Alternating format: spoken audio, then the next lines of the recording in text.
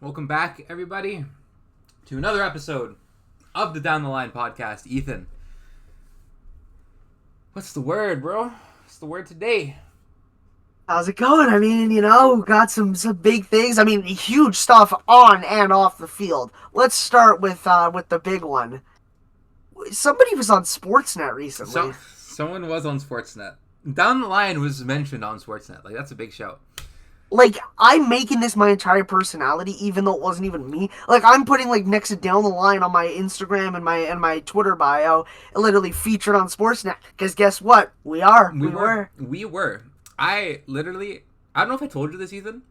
I saw that email. I was on my lunch break at work, bro. I went on break. I look at my phone, and keep in mind, this is how I had, like, in my mind, this is what my mental prep for the day, right? Go in, I was working like a 10 to 7, right? Little 9-hour shift, right? And then I had to come home, grab some stuff, and I had to go to my sister's because we were going camping for the weekends, and we were at a site like a few hours north, right? So I was staying the night there. That's like the mental prep in my head, right? So I'm at work. I go on my break at, like, I don't know, like 4 o'clock or something. I look at my phone, and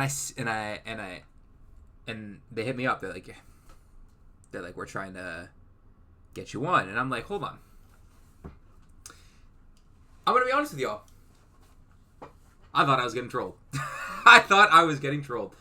I checked like the email domain and everything. I was like, hey man, I gotta make sure this is real.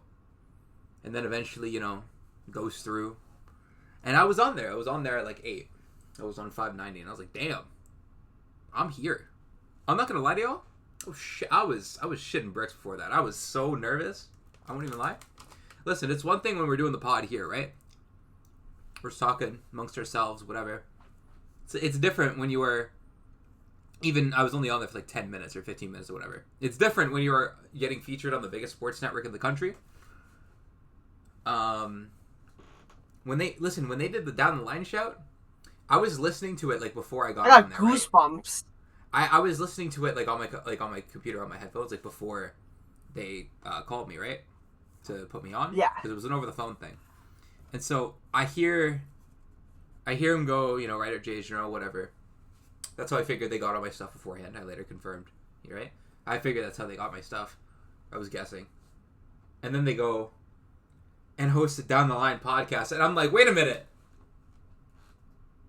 I'm like, wait a minute. Whoa, host a Down the Line podcast? Y'all know. Y'all are locked in. Y'all are locked in. Y'all are locked in. So yeah, Down the Line. Does Down the Line have motion now? Like, we Yeah, have the I motion. think so. We have all the motion, bro. Like, we're here. Some are saying it's a Down the Line era, Yeah, it's a down the line summer, down the line fall, winter, everything. Down, Everything is bro, it's down the line trending life, upward. bro. It's down the life Yes. forever. Down the life ever, bro. Down the line ever. My bad. Well, anyways, enough of that. We actually have a lot of stuff to talk about, like on and off the field stuff, which is kind of crazy. Because I was going over it earlier. I was like, what's all this stuff that we got to cover? And I was going through. I was like, damn, there's this, there's a lot of shit. So Ethan, start us off. Yep. Some Yeah, a little so interesting some thing. controversy a little happened. Interesting little thing. Break it down for us, Ethan. So Pete Alonso of the Baltimore Orioles, formerly of the New York Mets, hit what would have been a go-ahead home run in the seventh inning. It was a 3-3 game, and he hit one very, very high and deep out to left field. And it was called foul, and there was some controversy as they, would review it. And the replay was obviously hard to see because it's a replay, and it's not like a 3D thing where you can like move around the pole exactly. But it looked like a fair ball. It really looked like a fair ball. And I'm it has provoked a struggling to see the response. foul. Yes. It has provoked a response too. There's now been a debate. Well, not been a debate. It's only been like a day or two. Literally, I think yesterday, right? a conversation about whether there needs to be more technology, like kind of in play for reviewing stuff like this. And we've kind of talked about not in this sense, but we have talked about how there needs to be more Yeah. stuff in like the review system. Like there's a lot of non-reviewable plays which really don't make sense. I think that really any play should kind of be reviewable, right? It's not like teams are just Yeah. going to waste challenges because obviously, you have one, right? If you lose it, you're kind of done. You're not going to throw it away on something stupid. But it's an interesting convo. I think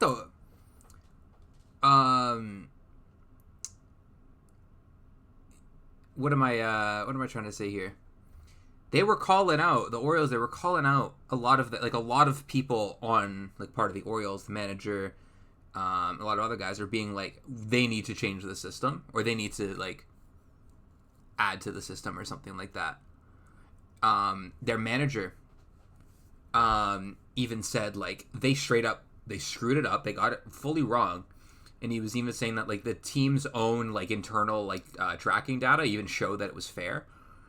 Yeah. Because the way that it works in terms of reviewing, or at least my understanding of it, is that it's not like they have a camera on the foul pole, right? It's not like they just have one there. Yeah. Right? So because of the way that it all works, they would need to add additional technology. It would have to be, obviously it would have to be tested, all that stuff, just like, ABS or any of these other things. It would have to be, kind of added in. But, so the way that the data works, it's not exactly, like, they aren't tracking the ball right at the foul pole. They are tracking it based on the ball's initial, like the first part of the path of the ball, like the first part of the flight path. And so that means things like wind and stuff aren't able to 100% be taken into account. And so as a result, you can get cases like this where something looks fair. Like you look at the camera, it's fair. But because of the way that MLB determines it in their replay system, or their review system, I should say, they will still remain with a foul call. And I'm not going to lie, tracking the first part of a ball's path, when there's a lot of things that can influence that, by the way, for example, like wind, a very big one, that you can't account for, I think that's kind of nuts. I'm not going to lie.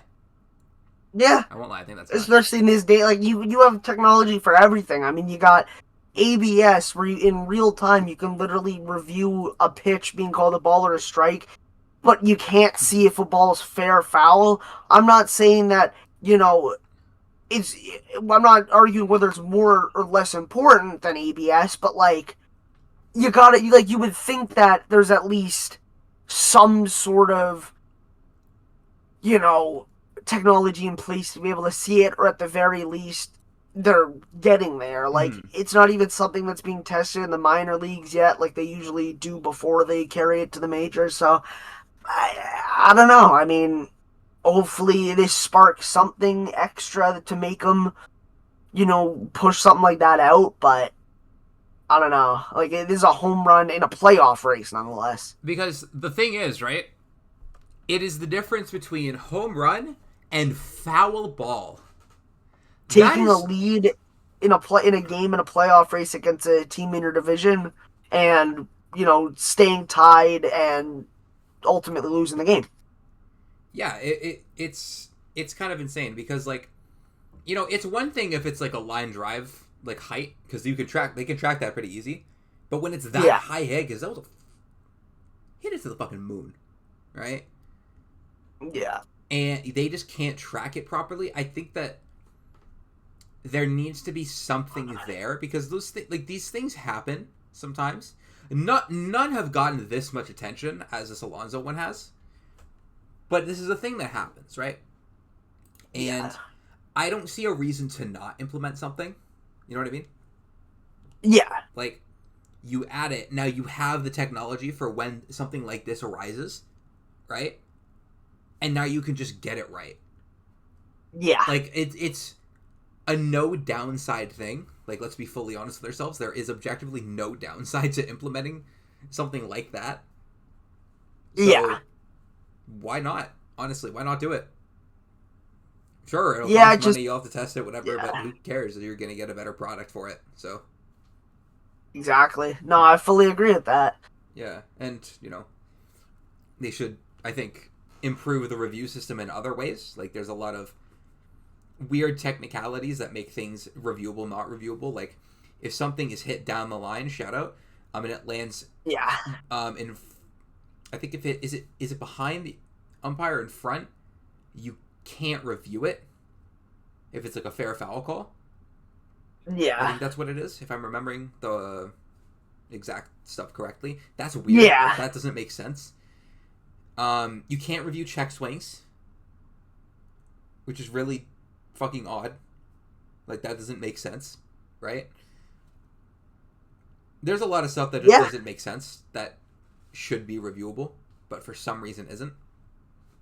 Those are just the first two that I thought of. I'm sure that there's more that, if I thought about it for longer, I'd be like, yeah, this doesn't make sense either. Yeah. Those are just the first couple I thought of, but it's an interesting conversation, and I'm glad that it's a conversation that's being had, because like it's a really dumb thing when you think about it, Yeah. It's just weird.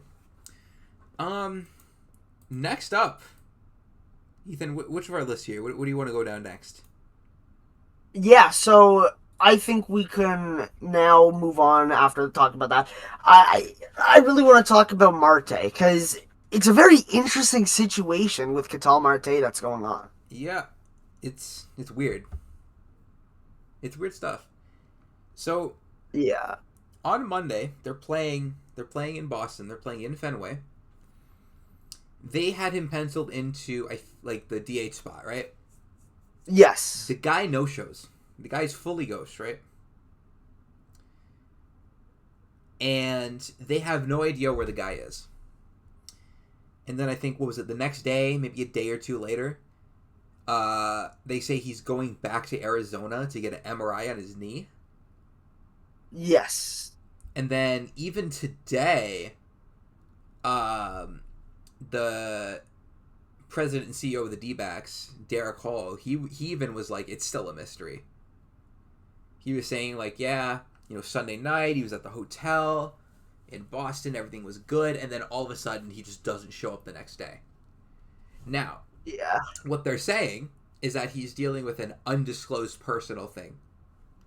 Or personal matter, I think was their wording. Undisclosed personal matter.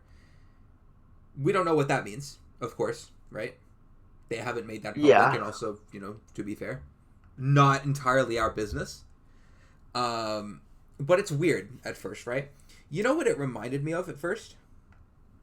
What? Do you remember? Cespedes? Yes. Yeah. That's exactly what I thought of. The Cespedes thing in 2020, where he no-showed. Didn't they do a wellness check? Yeah. They sent a wellness But I'm check. pretty sure what turned out was that he just like got released or like he I don't know exactly how it ended up, but yeah, I mean, I don't remember it exactly, but it was like it was an interesting situation. the way that situation unfolded, it felt really similar to this. I don't remember exactly how that stuff all unfolded. To be honest, that was 6 years ago. I don't really remember, but that's what it reminded me of. It's a weird combo, and listen, there's a lot of really weird. For some reason, there's always a lot of really weird conversations that surround Ketel Marte, like him specifically, right? Like, you remember there was the stuff about a lot of the players were apparently frustrated that he was taking a lot of days off, and I think it was either the manager or the GM, I don't remember who it was one of them came out and said like, that's literally not true, like that's stupid. Yeah. Like that's stupid and not true. I don't know what it is with Ketel. There's a lot of really weird stuff that doesn't really make sense that follows him. Yeah, it's weird. It's all really weird. And I mean, obviously, I'm not like speculating because that's the last thing I want to do, but he has definitely had some instances where he's maybe not feeling the best mentally, so I hope everything's okay with him on that front. And yeah, I mean, definitely an interesting situation. Hoping for the best, hoping it's nothing serious, nothing bad, and it's something that, you know, isn't keeping him out of the lineup for long because tremendous player, fun to watch, and obviously no one wants to see anybody going through stuff like that, so Yeah, no, hoping a obviously. speedy get back, I I guess. thought I you were don't about to know say. the way to word I that. thought you were about to say speedy recovery. I was like, No, I I was like, got news for you. speedy get back. Yeah, speedy get back. He's getting his look back on them. Yeah. Yeah, he's getting his look back. Yeah, hopefully it's nothing, nothing bad. But you know, Yeah. I guess we'll see what comes of it because it's still an ongoing thing. Because we don't even like the D-backs president saying it was mystery. Like that was today. So we'll see what happens with that one. Weird sitch. Weird sitch. Um, we'll go on to the next thing. This one's a really quick one. Royals' new ballpark potentially loading. So KC has been trying to get a new ballpark downtown, and they got a proposal approved by the KC city council for $600 million. God fucking damn. So they got that this year, or at least they got it passed in the city council. The Rays had the same thing happen to them, which was a huge thing for them too. Obviously, still needs to get to that point, but you know, basically what this means is that the city council now has the structure for how they're going to put their money into the actual building of the ballpark, and all that stuff. The Royals obviously said they were going to pay for whatever, but you know what this means. What does it mean? Unfortunately, rest in peace, Kaufman, because Yeah. they're moving ballpark. The waterfall. Rest I in peace, mean, man. as long as that one guy with the beard is banned from the new stadium, I'm fine with it. Hey, I was having a great day forgetting that guy ever I'm existed. sorry. I was having a fantastic day forgetting he existed, bro. Actually, that's egregious call. Actually egregious. Yeah, Ridiculous. we're Ridiculous calling that a home run. That's ridiculous. also worth noting with the stadium is that the $600 million total is just what the city is funding. Yes. So taxpayers are going to be covering the other 60%. Yeah, and then there's that. The Royals themselves are They paying need $600 million in public funding. Yeah, that's and it got greenlit, by the way. That's crazy. Here's the thing. I'm all for teams getting new stadiums, but when it comes to the point where I don't want to get too much into politics here, but when it gets to the point where it's the citizens that are funding it, maybe you can hold off on the stadium for right now. I think that on a certain level, yeah, I do definitely agree at a certain point because, again, if it's a little, if it's less than 600 million that you're asking, sure, 600 million or whatever that you're asking from the people is crazy. Yeah, I'm not gonna lie. On a certain level, it's absolutely nuts because, we've said this multiple times in regards to other stuff. These owners are all billionaires. None of you ever forget that. None of you ever, right? And yeah, at the end of it, I'm not saying that I expect them to pay every single cent because at the same time, they're, it's you can argue it's industry for the city, whatever, right? If you want to argue that shit. I don't know, whatever. It's a thing. But asking for 600 M's, brother, your net worth is in the B's. I'm sure it's in the B's. I'm gonna actually let's look up the KC, the Royals owner. Let's look up the net worth. So let's see this. John Sherman. He's the guy who. He is worth approximately $1.25 to $1.3 billion. I don't know if you need 600 M's financed by the city. I don't know about all that. Maybe my understanding of economics isn't good, but I don't know. That's just what it seems to me. That'd be interesting though to see a new ballpark to them playing, because they've played in Kauffman forever, right? Like it's crazy. Like ever since back in the day, like there's been insane moments that have happened in Kauffman. You know, them winning the pennant. You know, back in the day, like so much iconic stuff has happened. Well, I should say George Brett. You know, that run of like the '80s teams and stuff. There's been history in Kauffman. And it does kind of, you know, it's one of those ones where, you know, you gotta give a quick salute to Kauffman really quick, you know, moment of silence, pour some out, but you know, it'll be cool to see them at a new park, I guess. The only thing is though, like, I'm comparing this to the race situation, right? Everyone shits on like the Trop, right? Deservingly so. I can't lie, like I totally get it. I feel like I don't see anyone ever shitting on Kauffman. Yeah. Like, I don't ever see anybody.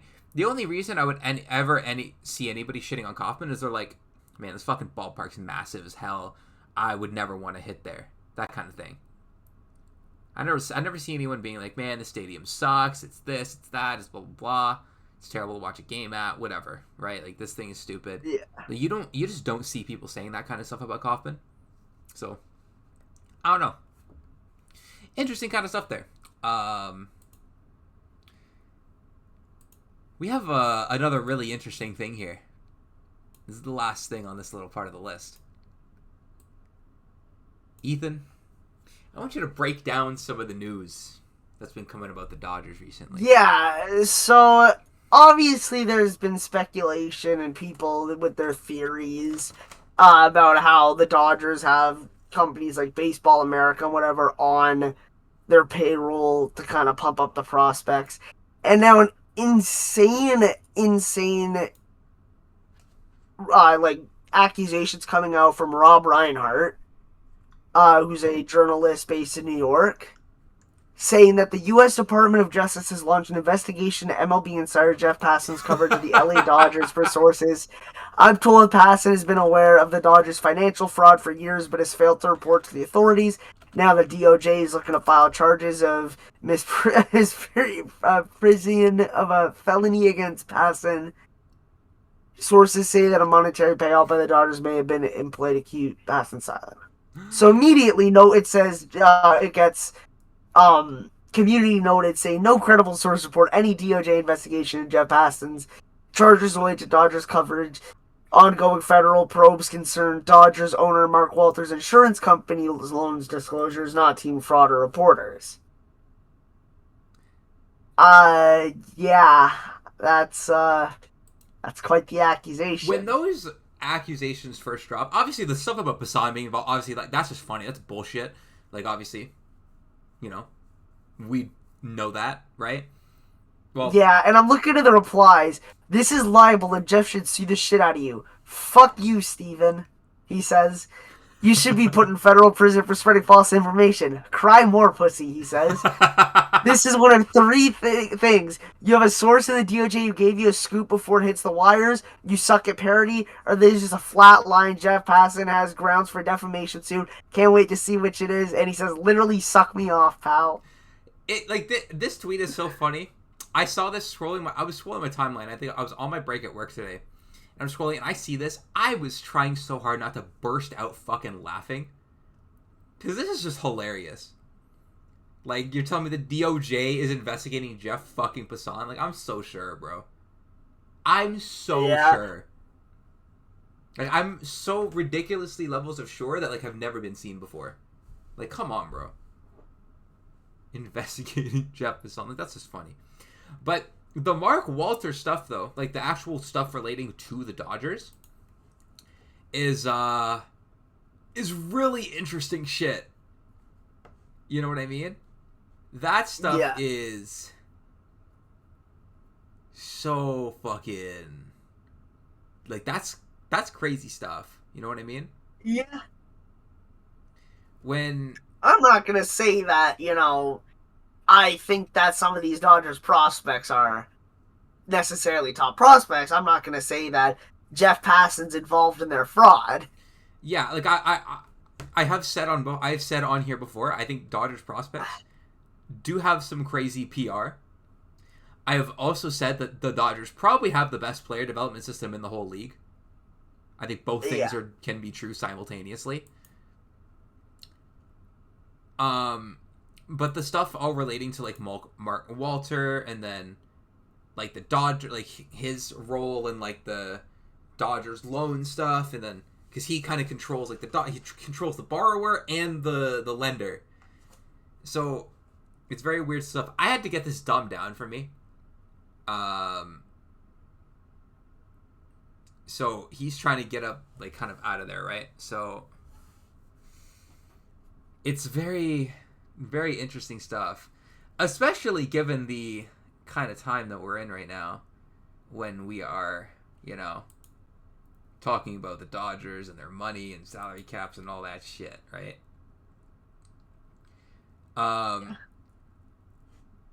If anyone is kind of unsure or doesn't really understand what's going on exactly, because I don't know, like Ethan, when you saw like the Mark Walter stuff about all that stuff,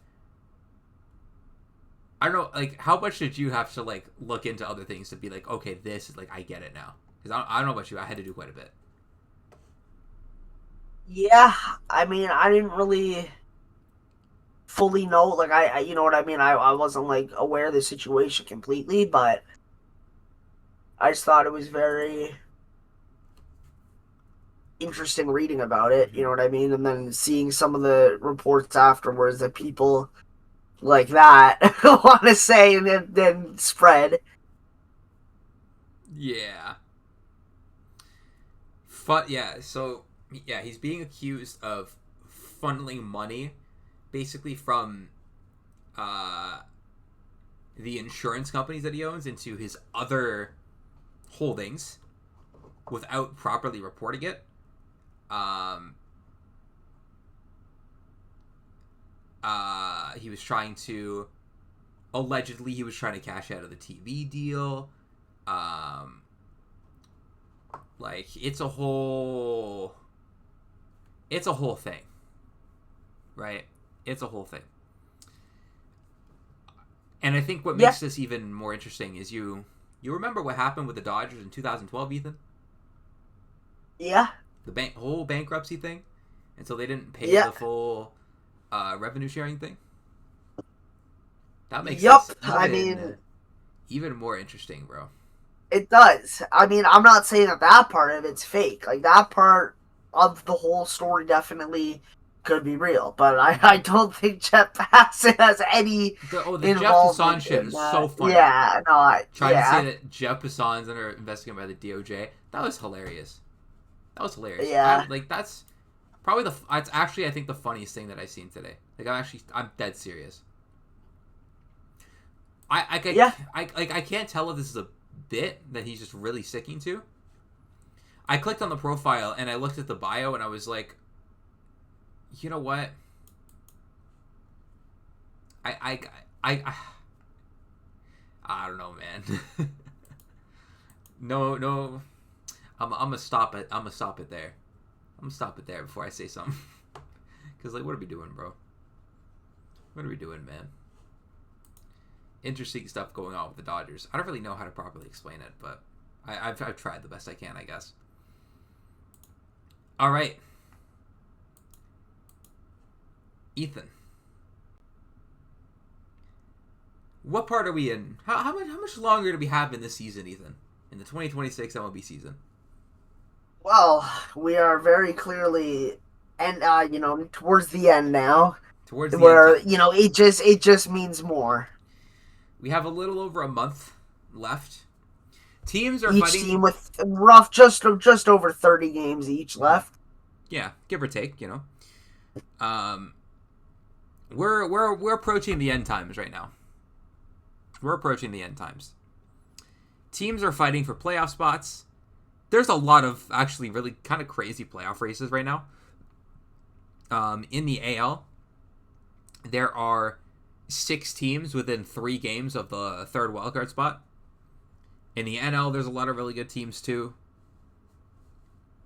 And down these stretches of the season, every team is looking for... Well, obviously they need their guys to play as well as possible, but they're always looking for that one player that can truly make or break the rest of their run. As, you know, as much as one player can, you know? Yeah. Yeah. And so what we're going to do is we are going to take every single team that is in the playoff hunt, just so everybody knows our cutoffs in both leagues. The Mariners are the furthest out we're talking in the AL, and for the NL, it's the Pirates. That's our cutoff. We're going to go through all of these teams, including ones that are currently in a playoff position, and we are going to try and determine who their biggest X factor is down the stretch. From now until the end of the season. That can push them into a postseason spot, or might, you know, if they don't perform well, might be the reason that they just miss. Yeah. Or in the case of teams that are comfortably in the playoff, you know, just how they determine the rest of their season. Where do we want to start, Ethan? I'll leave this one for you. Oh, we could start in the American League this time. All right, you want to start at the top or you want to start at the bottom? Start at the top. So the New York Yankees currently hold the best record. Among the wild teams. All among the wild card teams. Yeah, I mean, I was gonna start with the top, but I guess we'll start with the wild card. Yeah, sure. No fun. So the New York Yankees. Now, the Yankees' big thing this whole season, among other seasons, but mainly this season, has been health. How healthy are they? Yep. Because Aaron Judge hasn't played since it's been May now, right? Like it's been since May. I think May 30th is the last game that he played. Yeah. Cody Bellinger's missed a couple weeks now. Stanton's been out since April. Freed just got back and now he's hurt again. Guys are just coming back to, like, Garrett Cole has pitched, you know, his first innings in a while, like, this season. Like, earlier this season, he has, like, 80 innings under his belt. And obviously, you gotta look at guys like Judge and Stanton, but, like, honestly, you know who they are already. You know how good they are. Yeah. Right now, you have to look at the guys that are currently on this team. Jazz Chisholm giving you a 91 WRC plus is just not acceptable. Mm-hmm. You need one of the younger guys to step up, and Lombard has you know, exceeded expectations. He's been great for them. Yeah, Lombard's came up and he's been killing. He's been killing. Yeah. Can't say the same for Spencer Jones, though. Yeah, he's had a little bit of a rougher go. But they're calling him Whiffman on Twitter. Yeah. Ben Rice has been very disappointing in the second half of this season too, starting off incredibly, but then obviously last few months he's been really up and down. Like, he was not good in June, he was killing it in July, and then in August he just hasn't been good. Yeah. I think for them, a lot of it is health, right? But above all else, your success lies on who is currently on the field for you, right? Who, out of everyone that you have on, is performing or not performing. And I think that the biggest thing for the Yankees this season, it's been at times their offense has been really good, and at times their offense has been really bad. From the time Judge went down to, you know, about the trade deadline, they were one of the worst offenses of ball. Right? Yes. From the trade deadline to now, they are still one of the worst offenses in ball. Since August 1st, they are 25th in position player WAR.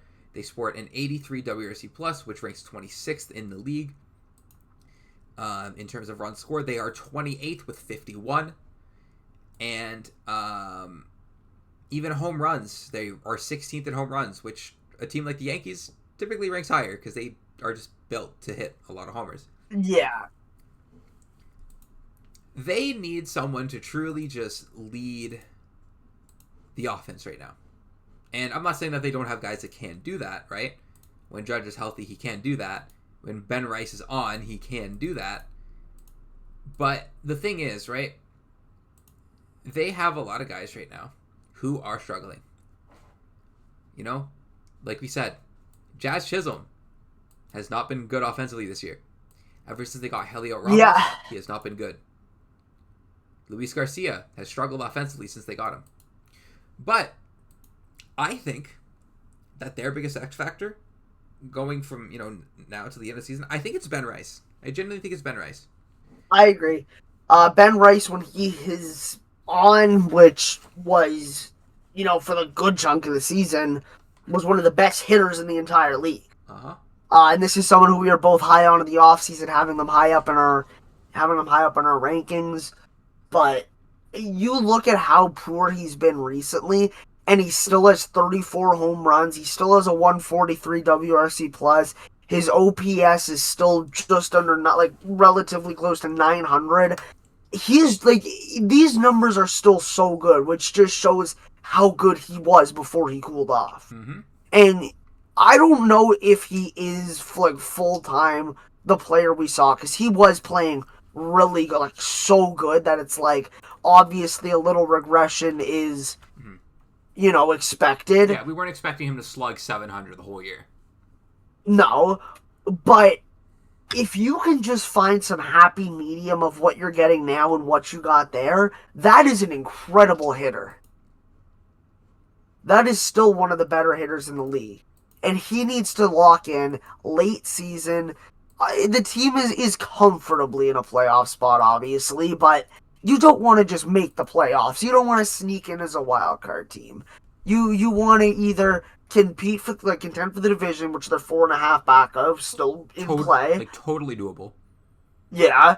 Or you at least just want to have momentum going in the playoffs. You don't want to be struggling going in the playoffs and then, the postseason starts and you're right back where you were, not being able to, hit at a major league level, because quite frankly, that's what he's been doing this past little bit. Absolutely. He rips the cover off the ball. He's been doing it this year. He was doing it last year, right? Ben Rice, when he is on, so let's look at it from two ways, right? When Judge is in the lineup, Ben Rice being on and Ben Rice being off, it's the difference between, you remember in 24 when they had Judge and Soto, right? Yes. They had two fucking demons, like two of the best hitters in the league, right? Yes. Ben Rice, when he's on, you have him, you have Judge. Hit him back to back, ideal world, right? Plus the other guys in that lineup, Grisham is still good if Lombard keeps doing what he's doing. A lot of the other guys just even out a little bit more. Garcia, Chisholm, all these guys. You have an insanely good lineup, right? Yeah. Then let's say the other alternative is Ben Rice is off his game. And this is still with Judge in the lineup. You're kind of, I don't want to say leaving Judge out there to dry because, the rest of his lineup still is good. But it changes the whole look of your lineup from somebody being an elite hitter to being like, since August 1st, 56 WRC plus. That kind of thing, right? Yeah.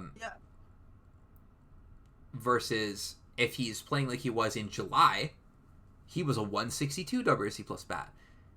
Yeah. Having two of those best hitter, like some of the best hitters in the league back to back, completely changes the whole look of the lineup. And if Judge is not in that lineup and Ben Rice is not hitting, you don't have anywhere near that caliber of hitter in anyone else. Even though there's other plus hitters in this lineup, Trent Grisham, I think, is a plus offensive player. Chisholm can be. I know he has struggled a lot of the season, but I still think he can be. Luis Garcia, right? But none of them are that elite level, right? Yeah. Where Ben Rice totally can be. And honestly, in a true talent sense, he absolutely just is. Like, I think it's kind of simple like that. Yeah. Him being on versus him being off completely changes the look of this lineup in any scenario. Yeah, for sure. That's why That's who I'm choosing Yeah, so am I. as my Jazz X Chisholm, factor. though, you know, need him to. Yeah, I mean, obviously, I need him to be better than what he's been. I think there. I think there's Uh, honestly there's multiple guys that you could choose for the Yankees. I think Chisholm is yeah, one of them. Um, I think you could even I kind of do think it's more likely Ben Rice rights the ship than mhm, Jazz Chisholm flips yeah, his whole season around. yeah. But I think that Ben Rice being good is more important to the Yankees' success. Yes, I They agree. need him to you know Yes. do it a lot more. Yeah. Next up, we will go with the Boston Red Sox. Ethan, what are we thinking? Boston, I mean, obviously they went on that huge, huge heater that allowed them to even be in this spot. And Jaron Duran's a guy who I see who's been struggling, but again, it's one of those things where it's just, I think this is who he is at this point. I don't think he's, an elite player. It's hard for me to say he's the X factor of this team. I'm going to go with a guy who's not even on the roster right now. I'm going to go Roman Anthony. Okay. I think they need Roman Anthony to get healthy and get in this lineup and give this offense a bigger boost. They are 23rd in the league in home runs on the season, and I think he would give you, the best shot at increasing that total without, getting a miracle, as in like calling up some random guy and him hitting like 10 bombs the rest of the season type of thing. You get Roman Anthony, you add a legitimate, power threat into that lineup, and you're elevating their offensive ceiling for sure. Uh, Especially when you're giving guys like Duran, Gasper, uh, and other guys who haven't been hitting at a high level. You put him in for any of those guys, and automatically, the offense becomes better. Yeah, absolutely. Like we know what Roman Anthony can be. He was projected coming into the season to be one of the best young players in the league, right? So if Yeah, they can get him healthy, if his rehab keeps going well, currently on a rehab assignment in Double A right now, so potentially could be back relatively soon. Um, and he comes back and he's hitting. The whole lineup is it's kind of the same. I'm gonna say the same thing I said with Ben Rice. It changes the whole lineup, right? yeah, Because you already have guys who are mashing right now. Wilson Contreras, Cedon Rafael has been hitting like crazy. Caleb Durbin has found yeah, it a little bit more. Um, those are just to name a few guys. Even Yoshida's been all right. Um, they have guys. They yeah, have guys, and adding another, let's say you get the idealized year two version of Roman Anthony. Like you just got it at that point. Like you got it yeah, because he was hitting the ball. I know his result stats, like his on base slugging, OPS, all that, weren't great before he went down, but he was hitting the ball relatively well before he went down. The results weren't showing yeah, it, but the process was all there and such. yeah, I'm gonna go with a different guy. So I think that the kind of player that this guy ends up being can absolutely change it. I think because when this player is on, he is multiple things. Number one, he is one of the league's best defensive outfielders, and he hits tanks. The player I'm talking about is Wilyer Abreu. yeah, Wilyer Abreu is either one of two things. He's either just like an okay hitter, like kind of okay-ish hitter, not great, with really good defense, or he has the really good defense and he's hitting nukes. Ever since the second half, so I'm going to tell you, Ethan. In the first half, he had 11 home runs, right? In yeah. 353 plate appearances. Guess how many home runs he's hit in 118 plate appearances in the second half? One. 11. Oh, it was a lot. Okay, I didn't know. I thought you were 11. saying it was okay. He has hit just as many home runs in the second half as he has in the That's first half insane. in roughly like a third of the plate appearances, give or take. That's insane. He has been a completely different type of It hitter. reminds me of that Dalton Varsho insanity run. Hey, Except man. he's obviously a good player. Shout out. Hey, listen, the kids will know about 2025 Linsanity Varsho. They will know. The streets will know. But he William Abreu, he completely changed the type. Like, he's been a completely different type of hitter, right? Not even just that he's been more Yeah. productive. Like, you would look at, if you were a batting average guy, you would think that he's been worse in the second half because his batting average is down 15 points. But you would miss that his on-base percentage is up by almost 20 points. He's walking more. His walk rate is up from 9.8% to 13.6%. Oh, that's nearly 4 percentage points. His slugging is up roughly 160 points from 428 to 585. The biggest number of all. His ISO, his isolated power, it went from 167 to 339. He decided, you know what? I'm done just being this like alright-ish, like semi-contact hitter who's just kind of okay. I don't need to hit as many singles or anything else. I'm going to wait for my pitch, and I'm going to fucking hit nukes. And you know what's crazy, Ethan? What? He's having really bad BABIP luck in the second half. His BABIP in the second half is 212. Wow.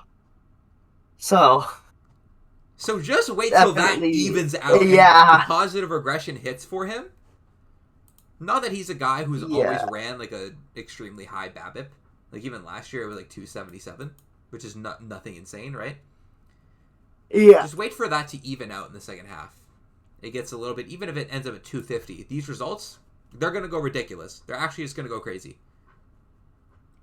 And if you get this kind of William Abreu down the stretch, remember what we said about the Red Sox for so long? How they needed power? Yeah. So, I want you, I'm gonna share a little statistic with you, right? Ever since July 1st, they rank 6th in home runs. That is around the time when they started their like crazy hot streak. I think they started that win streak like a couple days into July. Yeah. Since then, they have been one of the best home run hitting teams in baseball. The only teams that have hit more home runs than them over that stretch since July 1st, it's been the Washington Nationals, the Atlanta Braves, the Cincinnati Reds, the Chicago Cubs, and the New York Mets. Right? Yeah. Over that span as well, the Red Sox also rank first in runs scored. Not a coincidence, of course. Zero coincidence. And if you have William Abreu continuing to hit like this, if he keeps up what he's been doing in the second half, keeps up the changes, there is no telling how good this Red Sox offense can be, right? Yeah. On top of a guy like Wilson Contreras hitting the shit out of the ball, on top of a guy like Ceddanne Rafaela, who's been hitting really well and is like low-key been hitting for okay power. Even a guy like Yoshida who's been alright. Caleb Durbin has been, not great, but he's been better, right? Yeah. It's a big part of the reason why the Red Sox have been the best offense over the last 2 months. Exactly. The last month and a half, right? When those things go your way, and you have someone leading the charge in the way that William Abreu is, like, that's the kind of stuff that just keeps it all rolling, man.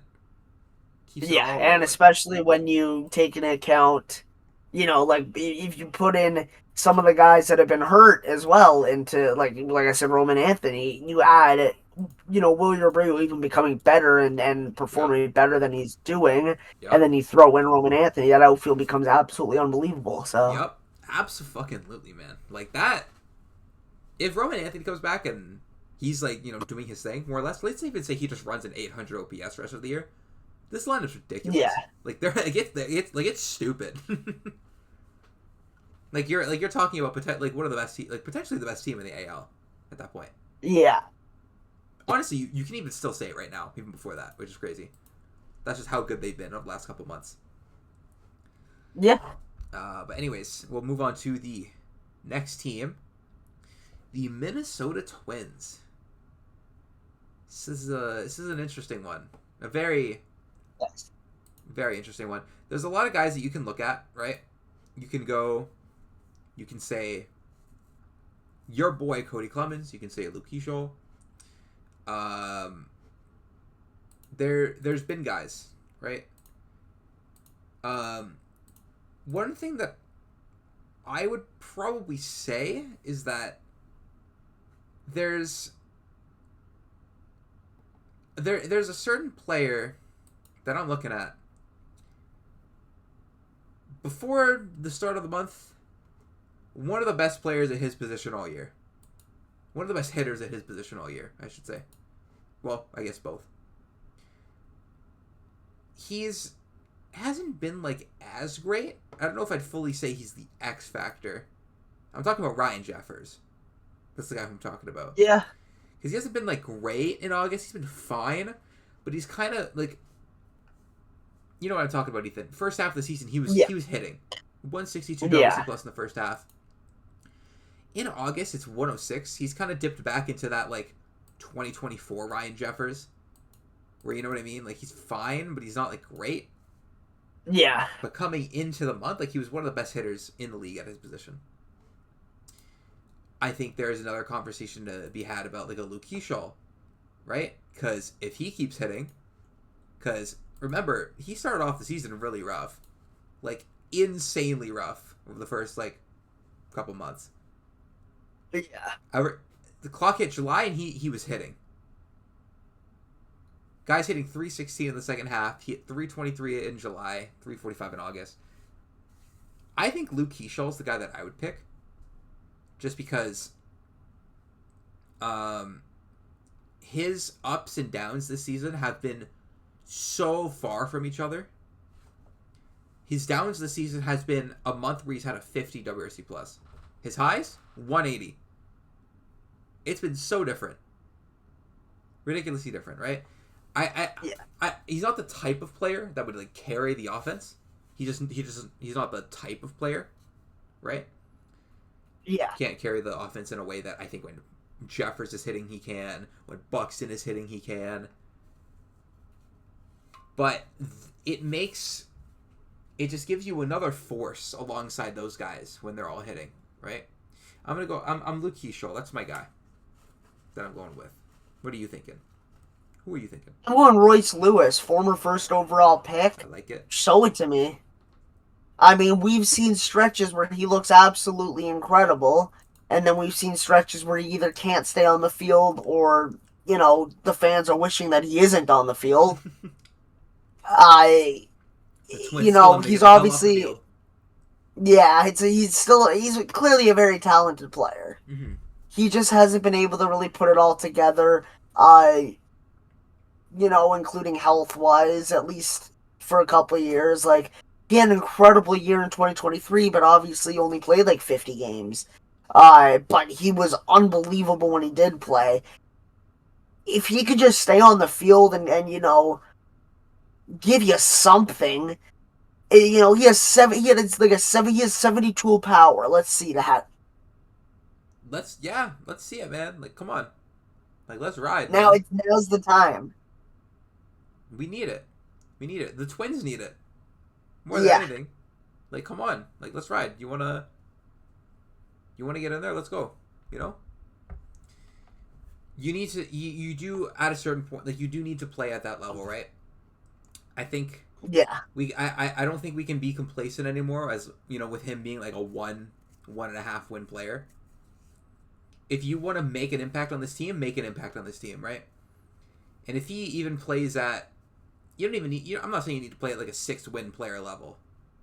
If you can even play at the pace of a 3-4 win player down the stretch, beautiful. Absolutely beautiful, you know? It's another good pick. The next team that we will go on to the standings, the Toronto Blue Jays. I feel like we're about to say the same name. I have a feeling. Are we? Sorry? I said, are we? Right, You know it's what? obvious. Yeah, it's It's Well, at Vlad. least to me. It's Vlad. Yeah. It's Vlad. Right? Yeah. It's Vlad. I've seen a lot of people say this year that this offense is only going to go as far as Vlad can take them. And I agree. I agree, honestly, with like every single part of me agrees, right? A lot of the stuff that Vlad has done this season just has been worse than last year. It's been the worst of his career. Worst full year, right? He's not Yeah. barreling as much. He's chasing the ball a lot more. The launch angles are far worse. Everything is worse. Like, it's all fucked up. Currently, he's on a rehab assignment for a little short IL stint. I think it's only like the 7-day like concussion IL, right? Yeah. If I remember right, yeah. Yeah. But when he comes back, this is the guy who needs to lead the charge, right? We can say all we want about, wow, he has the talent, he has this. At a certain point, you need to do the thing, right? And we've seen him do it, right? 21, 22, 24, 25. Those 4 seasons, he was great, right? Yeah. Last year in the postseason, he was literally one of the best hitters ever. Yeah, it was quite insane. This season, do you want to guess all of the Blue Jays this year that have had more home runs than Vlad this season? This season, I'll give let's you a see hint. it. There's 6. So Ernie's one. Ernie is one of them, yeah? Obviously Okamoto. Yep. Springer. Yep. Does Valenzuela have more? He does. He has one more. Sanchez. Sanchez, yep. And Jimenez. And Jimenez. That's the 6. Yeah. Those are the 6 Pretty players who not have great. more homers, are on the Blue Jays that have more homers than Vlad. Now, let's just look at strictly the names on this list, right? If you told me coming into the season that Kaz, Okamoto, and Springer would have more home runs than Vlad this year, I'd be like, all right. No biggie, right? Yeah. Kaz was a big power hitter in Japan. Springer obviously had the big year last year. I would have been like, all right, that's fine. Probably a 25, 30 home run season from Vlad. These two have big years. Cool, no problem. If you would have told me that Ernie Clement was going to have more home runs than Vlad, I would have been like, what do you mean? Oh, how long was Vlad out for? Yeah, that's probably what I would have said. I would have said, damn, how many games did he miss? If you would have said that Jesus Sanchez would have more homers than Vlad, if you would have told me that Andres Jimenez would have more homers than Vlad, I would have been like, damn, did Vlad miss like 4 months? Yeah. That would have been my instant reaction. And if you told me that Jimenez did it in about 65 fewer plate appearances than Vlad, I would have been like, how stupid do you think I am? Yeah. I'm like, who do you think you're fooling? But no, that is the reality of the situation. I don't want to harp too much on it because I feel like, a lot of what's been said, like, it feels like everything has been said about Vlad. I don't really think there's much to add to the conversation that hasn't already been said. The guy just needs to hit, plain and simple. They need him to be like a guy. They need him to lead the charge. He's been a below average hitter this year. Like, that just can't happen, Yeah. The guy has been a worse hitter than Yohendrick Pinongo. The guy has been... That can't happen. The guy has been a worse hitter on a rate basis than Luis Urias. Obviously, I know sample size, but you just can't have that. You can't have it. Especially given a lot of the other down years that guys in the lineup are having. You need someone to just do their thing, and Vlad is that guy. It lives and dies by him. So we'll see. Yeah, that was the obvious one, I guess. Next up, the Texas Rangers. So Texas they're Rangers. interesting. They're very interesting. Yeah. They have a lot of guys who contribute, both sides. A lot of there's like when you look at this team on paper, I don't feel like there's a guy who I'm like, oh, this guy's due for like some crazy stretch. You know what I mean? Yeah. I get they don't feel like the type of team where one stretch from player can really make or break them. Not that there's just none of it around, because there definitely is. I have a pretty easy answer in mind. Let's hear it.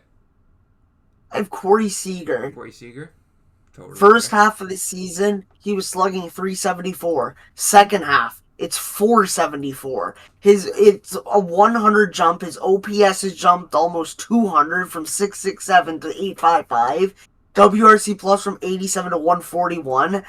He's been unbelievable in the second half. Mm-hmm.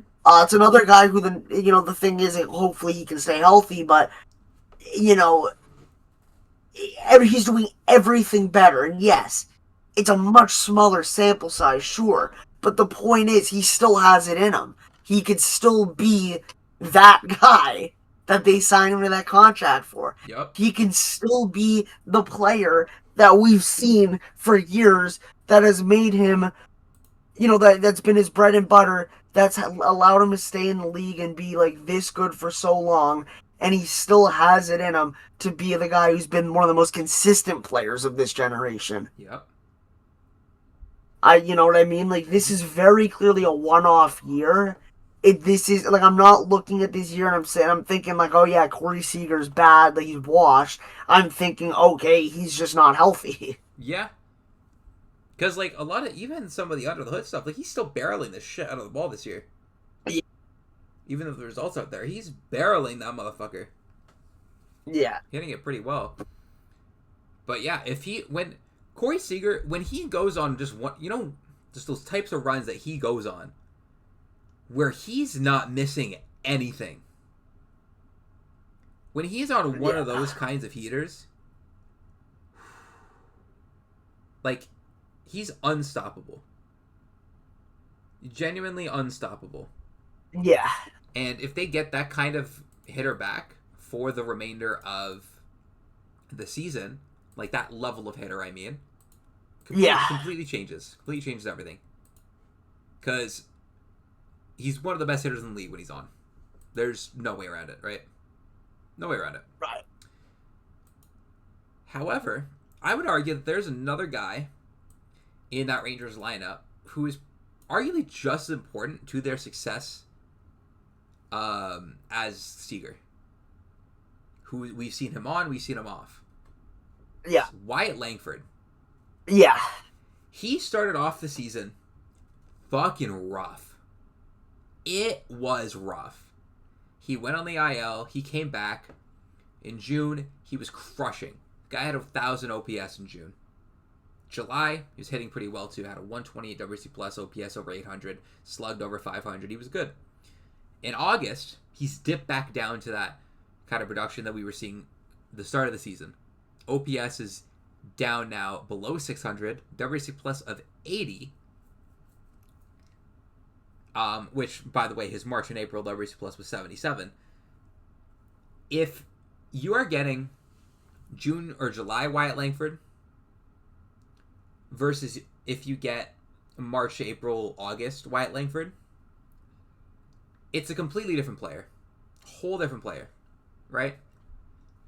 And this is a team that needs offense, right? Whoever the X factor was on this team, Seager, Langford, anyone else, it was going to be a hitter because they fucking need offense. They've been one of the worst offensive teams in the league this month. They're 27th in WRC plus this year, or this month, and even for the whole season, like, they've kind of been a mid-tier offensive team. Like, they haven't been that great, in runs scored for the season. They're 26th. But ironically, in WRC plus, they're 13th, which I think is really interesting. Langford is one of those guys that they need to go like they need. I think they need like Langford's one of those guys. They need him to go on a run for the rest of the year. Because when he came back in June, in 20 games, he hit 7 homers. They need that kind of run from him. Because otherwise, it's like, damn. The offense looks a lot bleaker, you know? Yeah. Because otherwise, it's just like, Seager, who hasn't been that great this year, just strictly talking results-wise, and a bunch of guys who are fine, they're good, but they're, no one to go on like a heater, Right. I think Langford, and Seager for that matter, I think those are probably the 2 biggest guys that could just kind of lead the charge for this offense. That's what I'm going with. Yeah, I like that. Next up, the Cleveland Guardians. So I feel like there's actually a couple different guys for this. I feel like there's 2 guys in the front of my brain that I'm thinking of here. Yeah. Above all else, though, I'm thinking Stephen Kwan. Right? Yeah. I think that's the guy. Above all else, Ethan, what do you think? That's very fair. Stephen Kwan, obviously, one of those guys, again, where you know what you can get, so anything less is not acceptable. But speaking of which, Jose Ramirez, to me, he also, like, he is such a good player. We're not seeing that right now. True. We're not seeing that level that he can be. And these players, it's so easy to say that a star player underperforming needs to be an X factor, though. It is easy. So, you know what I mean? I don't really want to have to say him. So I think Kwan is definitely a more fair pick. But at the end of the day, if you're not performing, you're not performing. Mm-hmm. Like, Ramirez, we know what Ramirez can be. We know the kind of player he is. We know the talent that's there. But objectively, he's gone from being elite to just simply being, like, good. Like, regular good. Yeah. As opposed to probably the best third baseman in the league. Or, like, one of, if, Yeah. He's just simply been all right. And that's a big difference. That's a big gap, right? Whether he's, that guy who's running a mid 800s OPS, mid to high 800s, hitting home run totals in the 30s, or at least, that rate of power, slugging over 500, versus this year where he's, OPS is 722, he's kind of been all right, been just barely above league average as a hitter, not really doing that much for you. Like, objectively, he's been valuable, but he hasn't been J-Ram. Yeah. Yeah. So, I get what you're saying. He's been one of those guys. Him and Kwan. Yeah. Him and Kwan, because remember, Kwan started off the season terrible. Like, it was rough. You remember, like, a couple months in, I think he was hitting under 200. Yeah. For a guy like Kwan, like, that just doesn't happen. No. Right? And then, the summer months hit. He hit 400 in July, and he's hitting 322 in August. Overall, in the second half, he's hitting 374. Completely different player. Like, a completely different dude. Yeah. Like, it's like someone possessed his body. Right? Yeah. Like, whatever happened there, I'm like, all right, you got it. But if they're getting this level of Stephen Kwan, or even just not even this kind of Stephen Kwan, just like the Stephen Kwan that we've gotten, like the last year Stephen Kwan even, where he was just like, just regular, good. That changes the whole, like, that changes everything. Because that's your leadoff guy, right? This is your leadoff guy. This is one of your best players on the team in terms of strictly reaching base. Yeah. Can totally change the look of the lineup. For sure. All right. Next up, the Baltimore Orioles. I know you just said that it's really easy to say star player who's underperforming, and it can be a cop-out at times, but is there another answer on the Orioles? Is there I, another I answer? don't think there is. Genuinely, is there another answer other than Gunnar Henderson? No, I'm actually so serious. I don't think that there is. no. You know, we talked. Well, when was it that we talked about a Gunnar Henderson? Like, what is that? Like, what does a Gunnar Henderson extension look like? When did we talk about that? A couple Was months, it like in 2 months ago, April? I want to say Was it. it in like Oh, April, three? I don't May, know. Yeah, I thought it was like May or June, but yeah. something like that, Yeah, right? And that was coming off of last year, a quote unquote down year, where he had a 120 WRC plus and was basically a 5-win player, right? yeah, He heard down year and he said, all right, bet.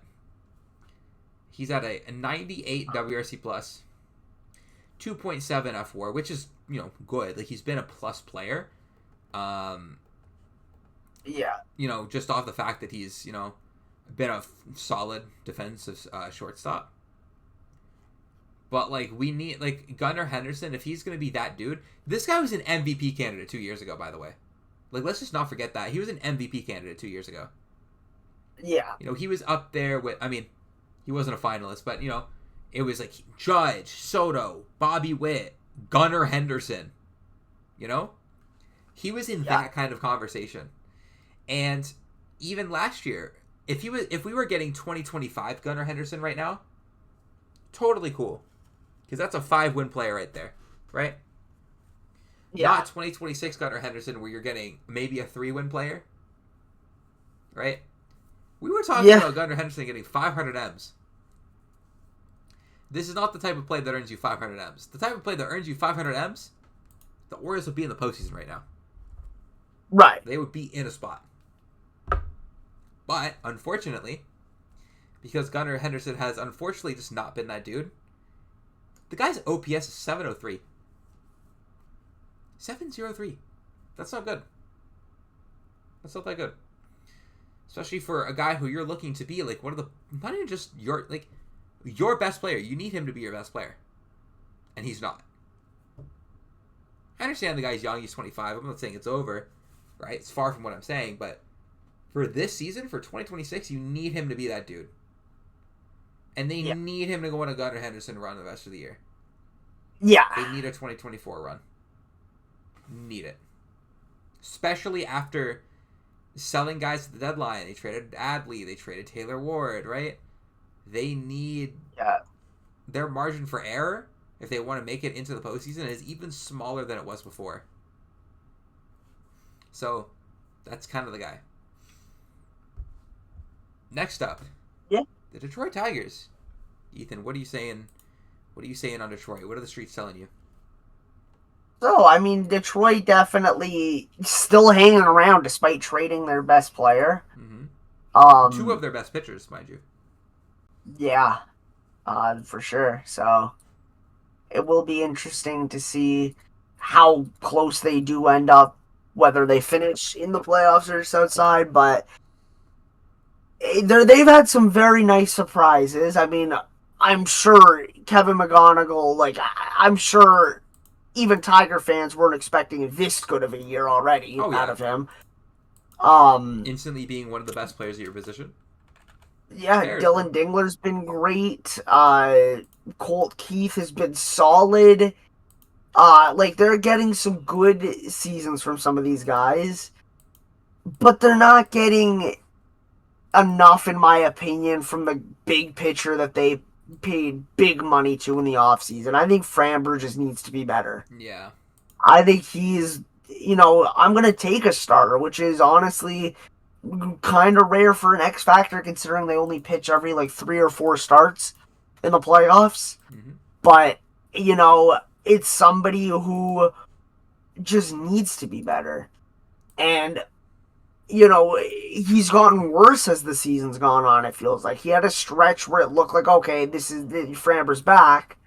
And then after that, it's like, okay, now he's just as bad, and if not worse. He's walking guys more. He's striking guys out less. The one thing that he's got is that he's not giving up as many home runs, but that's just because he's walking the batters instead. Yeah, he's been so... It's like... He's a his 168 whip in the second half of the season. his month by month splits. It's like his month by month splits are bipolar. Yeah. Like just straight up. He finally logged his lowest FIP since, the March-April portion of the season with 376 there. But, like, everything else has taken a step back. Yeah. Because he's had starts this season where he's looked like that dude. He's had starts this season where it's like he should have never shown up to the field. Yeah. Like, the win against the Red Sox early in the season where he gave up like 10 runs. And then they're saying he intentionally beaned the guy right after. Yeah. That was funny. But, yeah, no, it's been so up and so down. Like, and this was a guy who, you signed him under, there was really two scenarios, right? Either number one, you have him and Scooble as like an insanely good 1-2, right? And it's Scooble's best running mate that he's had in his career. Or Scooble leaves, whether he leaves in free agency or he gets traded, and then he's, Framber's your new number one. Not that he's as good as Scooble, but he's at least good enough to be a number one on a solid staff, right? Yeah. Neither of those scenarios are now true. Even if Scooble was still here, great. Framber's now just not pitching good. Now that Scooble's gone, you need him to be that guy, right? Especially after the fact, mind you, they also traded Casey Mize, who's been also incredibly good this season. So your pitching this year, or at least for the remainder of the year, it relies on Framber, on Keter Montero, right? Yeah. On, like, Troy Melton, guys like this, right? And, as good as some of these guys have been, none of them have, like, a crazy track record. Right. Where I can be like, yeah, they're going to be good for the rest of the year. I don't even have to think about it. And, if Framber doesn't right his ship, and some of these other ships don't go right, this Tigers team goes from being a game and a half back to way further out. Way further out. Yeah. So, and for the record, I do want to put it on. I agree. Like, I'm also having my pick being Framber because he just needs to be better. He just hasn't been that dude. Him being good versus him being bad has the biggest impact on the team, I think. One way or another. Yeah. All right. Let's move on to the last wildcard team in the AL. And then we'll go back to the top. The Seattle Mariners. I mean, I have another easy one here, to be honest. Honestly, I don't think it's easy for one specific reason, right? Yeah. I feel like you could literally say this entire team. That's true. You could say like half the roster. You could say Kyle Raleigh. You could say Julio Rodriguez. Here's the thing with Kyle, though. Here's the thing you have to remember. Not only does he have 13 home runs, a 70 WRC plus, and a 568 OPS, Kyle Raleigh, he's also doing that while catching. Yep. That was like the big argument last year, so. Hey, man. You gotta remember. But yeah, genuinely, like, I think you can probably say like half this roster is the X factor. You can say Cal. You can say, I think, Josh Naylor. I think you can say Julio. On the pitching side, I think you can even say like Brian Wu. I think George Kirby, you can say him. I don't know if I'd throw a reliever in there, but I think you can even argue that like, what is it? I think you can even argue Andres Munoz. You know what I mean? Like, yeah, there's so many dudes you can argue are the X factor on this team. Yeah. I feel like the easy pick is Cal, and I'm not saying that it's wrong. I mean, like I said, I think like half the team, you can say. I'm going Julio. Because, yeah, even in times where Julio isn't hitting as well, right? He's always had his defense to carry him, right? Yeah. Now, here's the thing.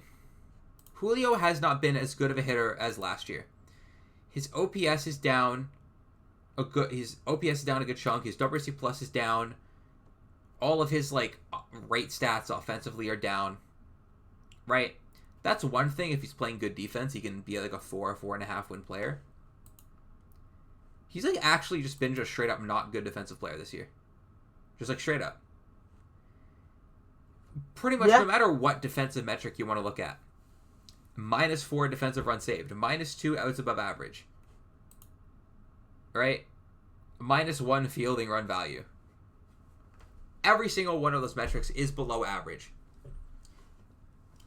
Versus a normal, more standard Julio Rodriguez year. Let's look at last year. 9 defensive runs saved. 10 outs above average. 10 fielding run value. He's been an elite defensive center fielder his entire career. One of the best. Now he's just straight up not good, and he's not hitting. Yeah.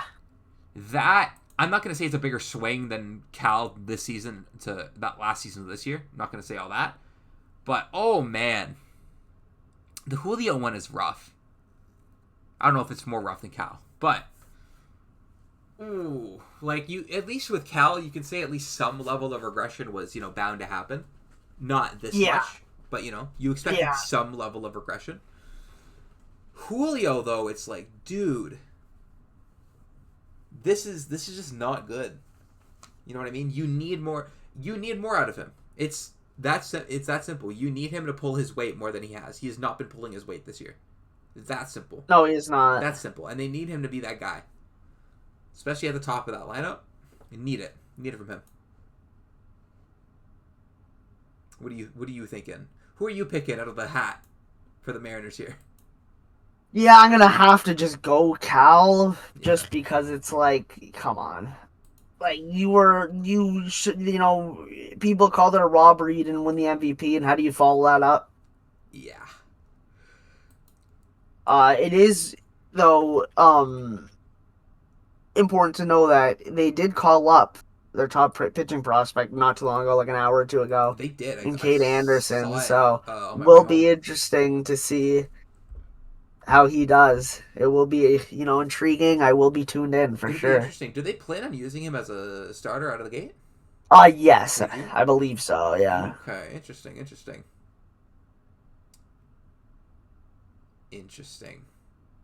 Yeah. So that means someone's getting bumped to the pen then. That's gonna be really interesting. So that means realistically, your rotation before today was what? Wu, Miller, Kirby, Gilbert, and Hancock, right? Yeah.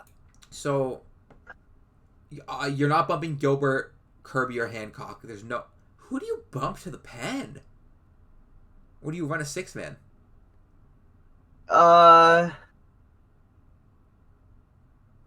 So what is? Or do you have Anderson piggyback? Opener and then he goes 5. Yeah, I don't know. I mean, that'll be interesting. They are currently doing it for the extra rest, I'd imagine. So would be a 6-man for now. But it also he could be a piggyback. I don't fully know. Oh, interesting. That'll be really interesting to see. Yeah. Interesting stuff. Yeah, we'll be following that very closely because that'll be a very interesting thing to see how that develops. All right. Yeah. Let's go to the top of the hour really quick. The Tampa Bay Rays. Ethan, Tampa Bay Rays. What do you got for us? Their X Factor. Look, I mean, they've gotten some big years from a lot of different players, and yup. It's showing. It's honestly kind of hard to pinpoint this, but that's just the thing with the Rays. They've been good for years, and it's never because they just have a superstar. It's because they just have a team. Like, that's really what it is. Exactly. I I want to probably say someone like I guess Cedric Mullins, just kind of, they traded or they signed him as a free agent, and they got him for this type of run. You know what I mean? They like what they saw from him. They think that they could get the most out of him. And obviously, he's not the same bat that he once was. But I think that you could expect a little more out of him. I don't think he's giving everything he's got. Yeah. No, I agree. I agree with a lot of the points you made. Like, you just need him to be better. Like, he's just been straight up not that good. And I think you were hoping for. You weren't signing him thinking, yeah, we're gonna get 2021 Cedric Mullins. Like, obviously not. Nobody, Yeah. nobody was going in there with those expectations. But I think you were hoping for a little bit more. At least it's not what it was at the start of the season, because he was terrible at the start of the year. Like, he was just, I'm not gonna sugarcoat it. He was just awful to start the year. At the end of April, he had a 12 WRC plus. It was awful. It was bad. He's been better. Like, he's been fine in the second half. But you can't have him be terrible like that. I have an interesting one. Currently this player is rehabbing. So he's coming back from something. But this player's really interesting. I'm going with Griffin Jax. So, Ethan, he started the season in the bullpen. Keep in mind, comes into the year one of the most talented relievers in the league, I would say. Shits the bed to start the year.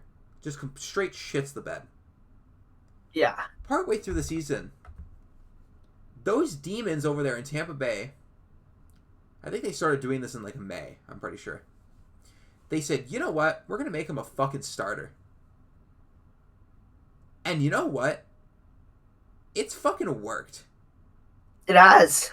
It's worked. He's been really good as a starting pitcher. I don't know if he would be in a playoff rotation, because realistically, your playoff rotation is probably like Rasmussen, McClanahan, Martinez, and probably like Ian Seymour, I would think.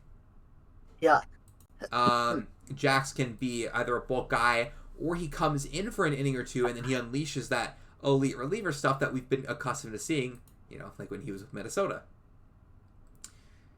It's just been, like, since, as a reliever this season, he had a 753 FIP, fielding independent pitching. Yeah. As a starter, it's 355. It's down to nearly, 4 runs.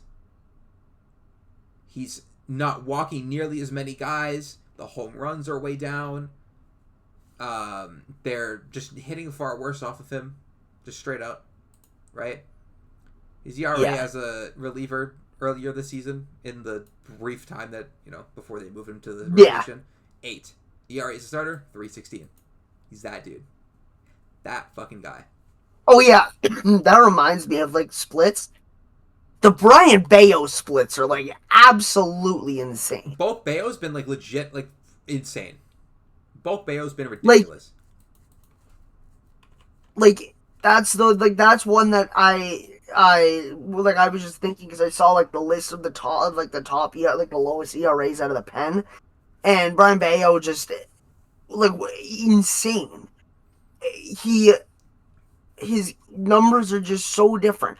As a starter, he had obviously in less, I think it was 35 innings compared to 50 something as a reliever. He had a 10.35 ERA as a starter. As a reliever, 0.85. What? That's ridiculous. That doesn't make sense. You can't even use the excuse of, it's because he's bad, past the first time through the order. You couldn't even get through the first time through the order. Yeah, he's not getting through. He's done. We're not letting him through. And it's not like first he's time been through getting... the order, his ERA was 10. And it's not like they're using him strictly in, low leverage or anything. It's not like he's strictly being used as, a, you know what I mean, a 4th or 5th inning guy if the starter struggles, or, a blowout game. Like he's getting put in normal game situations. Yeah. He's ridiculous. Reliever Brian Bayo is ridiculous. It doesn't make sense. He's on demon time. It doesn't make any it does not make a lick of sense. Nah. But it's happening. Yeah, that's who I'll go with. I'll go with Griffin Jacks there. Yeah. The Chicago White Sox. This one's interesting. Very interesting. Yeah. I mean, because they have guys that you could obviously say, like, you could just, it's so easy to say Murakami, but I think he's been so good, that's not somebody you have to worry about. Like, I think that's, an obvious, he's just going to be good. So, I'm more inclined to want to say somebody on the pitching side. Because I don't think that their offense is anything that's been something where I'm going to nitpick and say, it's not, you know what I mean? Mm-hmm. They have there's some great pieces that they got off the bench. They got a guy like Brenton Doyle who can be a platoon guy and a great defensive guy. Randall Grichuk, who's just been unbelievable since joining the team. A couple months ago. There are young guys, Antonacci, both Montgomerys, they've been good. Tristan Pierre's been good. Madroff's been good. Vargas has been good. You're getting exactly what you want out of these guys. And even a lot of the pitching has been good. You know what I mean? It's Grant Taylor's been unbelievable. Sean Burke, very good. I'm going to have to say the X Factor has to be Luis Castillo. It's somebody that you traded for, trying to go for it a bit. No one expected them that they were going to buy when you look at the beginning of the season. Would you have thought that they were buying at the deadline? Oh, absolutely not. So I think it's got to be Castillo. He was obviously an elite pitcher back in the day. And not even going that far back into the day. So obviously you haven't really gotten exactly what you wanted with his first start. With his first start of the season as a White Sox. But then he obviously followed it up with I know it was his first outing where I think it was he gave up 5 runs in 4 innings, and then his second one he pitched 7 innings, gave up 1 hit, no runs, struck out 10 in what has to be the best for a single game performance by any of the players moved at the deadline. And then he follows it up after that with 4 2/3, 3 earned runs, and it's inconsistent so far. It's been one incredible start sandwiched between 2 forgettable ones, or at least ones you wish you could forget. Yeah. So I think that's got to be the X factor because, one game winner take all. At the very least, the White Sox have to consider that to be the guy, and he's got to give them a reason for them to want to pick him over Sean Burke. Yeah. I agree with you in the sense that it is somebody on the pitching side. And everything you said about Castillo is, it's correct. I have another guy though. I'm gonna read out some numbers to you, right? Yeah. In 11 starts, 67 and 2/3 innings, guy puts up a 232 FIP, strikes out, has a K per 9 of 944, walks per 9 186, home runs per 9 of 0.4, ERA of 2. That sounds elite, doesn't it? Yeah. Now I'm going to read you off some more numbers. In 13 starts, 57 and a third innings pitched, an ERA of 7.06, a FIP of 535, K per 9 628, walks per 9 392, home runs per 9 141. You know what's crazy, Ethan? What? These are the same pitcher. This is the same dude. First and second half, I assume. So start of the season through the end of May, and then June 1st till now. Damn. The pitcher that I am referring to, if nobody is aware, is Davis Martin. Yeah. Davis, also, by the way, if you're listening, you sold me in fantasy this year. You absolutely sold me. Anyways, Um, but no, it's like we've talked about like when the White Sox, early on in the season, they were one of the really surprising teams that were in that race. We're talking about playoff rotation of Davis Martin, Sean Burke, and whoever else. I'm not sure who else we threw in that conversation, but like Burke and Martin 1-2 is like kind of really fucking good, right? Yeah. Well, if you're getting June onwards, Davis Martin, it's not because Right. Hitters since the start of June have a 385 WOBA against Davis Martin. I'm going to say that again. A 385 WOBA against Davis Martin since June 1st. That's like Silver Slugger numbers. That's really fucking good, right? And a lot of things in the first half, mind you, like he was striking a lot of guys out. He wasn't walking guys. Nobody was hitting homers against him. That is all stuff that you look at and you go, that's sustainable, right? Those are proper markers of success. And then in the second half, or not second half, but that other stretch, guys are not striking out against him anymore. He's walking a lot of guys. And then guys are also, on top of that, they're hitting tanks against him. That is not a guy that can start a playoff game for you. I'm sorry, that is not a guy that I would want in a playoff rotation. If I'm a major league hitter and I see someone with this kind of stretch and I'm going up against them, you know what I'm seeing? Ethan, you know what I'm seeing? What are you seeing? I'm seeing barbecue chicken. Yeah. I'm seeing barbecue chicken. I'm seeing nice pork baby back ribs, Collard greens, everything. mashed potatoes, garlic mashed potatoes, oxtail, everything. Oh, Everything. I'm seeing the whole works. Like we're a full feast. That is what hitters will be seeing if they are facing Davis Martin in a playoff game. I'm aware that he's currently on the injured list because of a blister thing. I'm pretty sure he's like already starting a rehab, so I don't think he's going to be on that long. Like he's going to pitch again before the end of the regular season and then into the postseason should the White Sox stay in a spot. But like, man, they need him especially to lock in. Because a 1-2 in a wildcard series, a really good 1-2, you can argue that can win you a wildcard series, right? yeah. But if you're starting Davis Martin game 2, which, given the way that, he's pitching right now, they wouldn't, right? Like, they would, honestly, they'd probably start, like, Anthony K over him. Like, I'm so serious. Yeah. Again, food, like the fucking MF Doom album. You know what I mean? Yeah.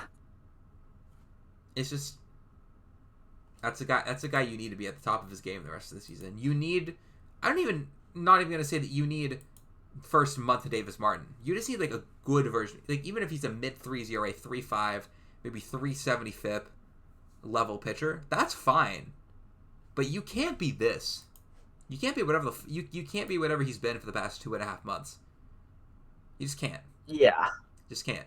It's not good enough. Yeah. Like I had to drop him in fantasy because he was selling me so hard. Like, come on, what are we doing? Yeah, my fantasy team is beyond repair. I had somebody in the league say like the other day, I think it was yesterday, 2 days ago, say like willing to trade for starting pitcher, bat for starting pitcher. I'm like, brother, the deadline was 2 weeks ago.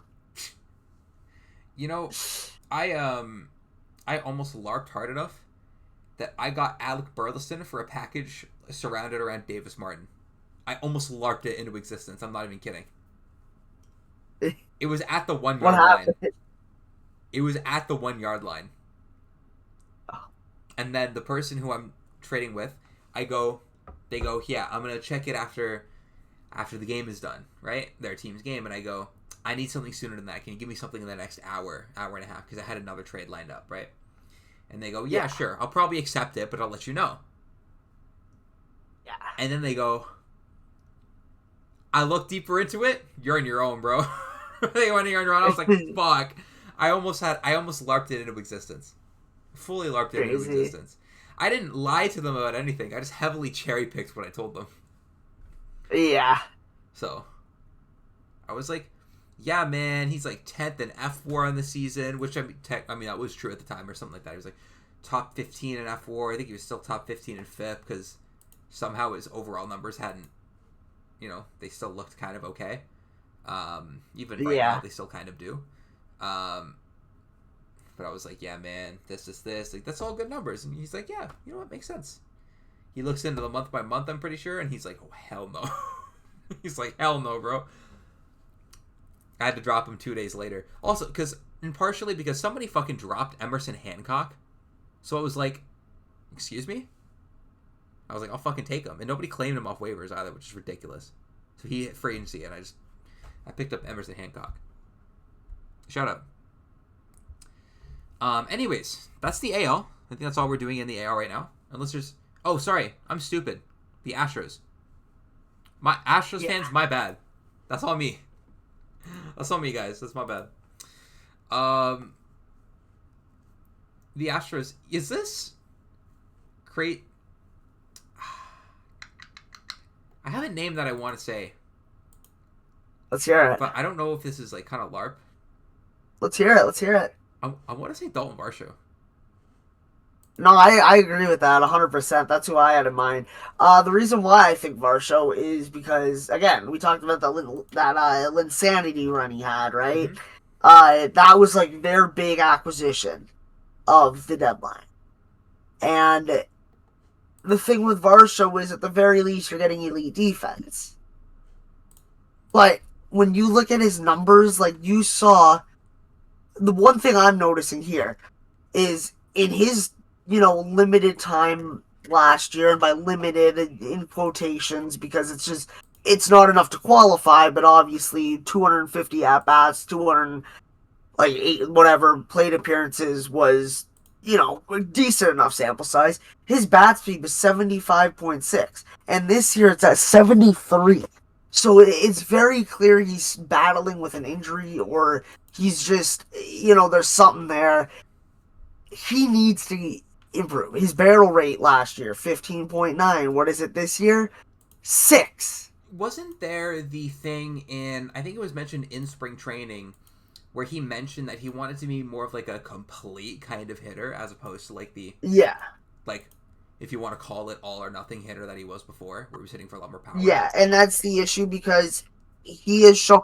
Like, what pisses me off so much about Dalton Varsho and with him as a J was that when we traded for him, he was coming off a 27 home run season. Mm-hmm. Where the hell was that? Where has it been?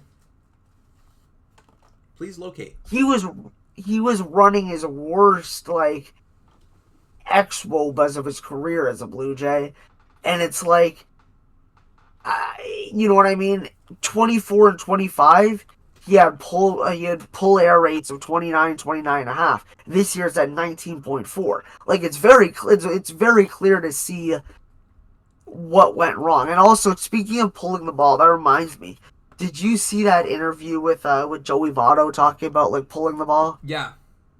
I could listen to him all day. I love Joey Votto.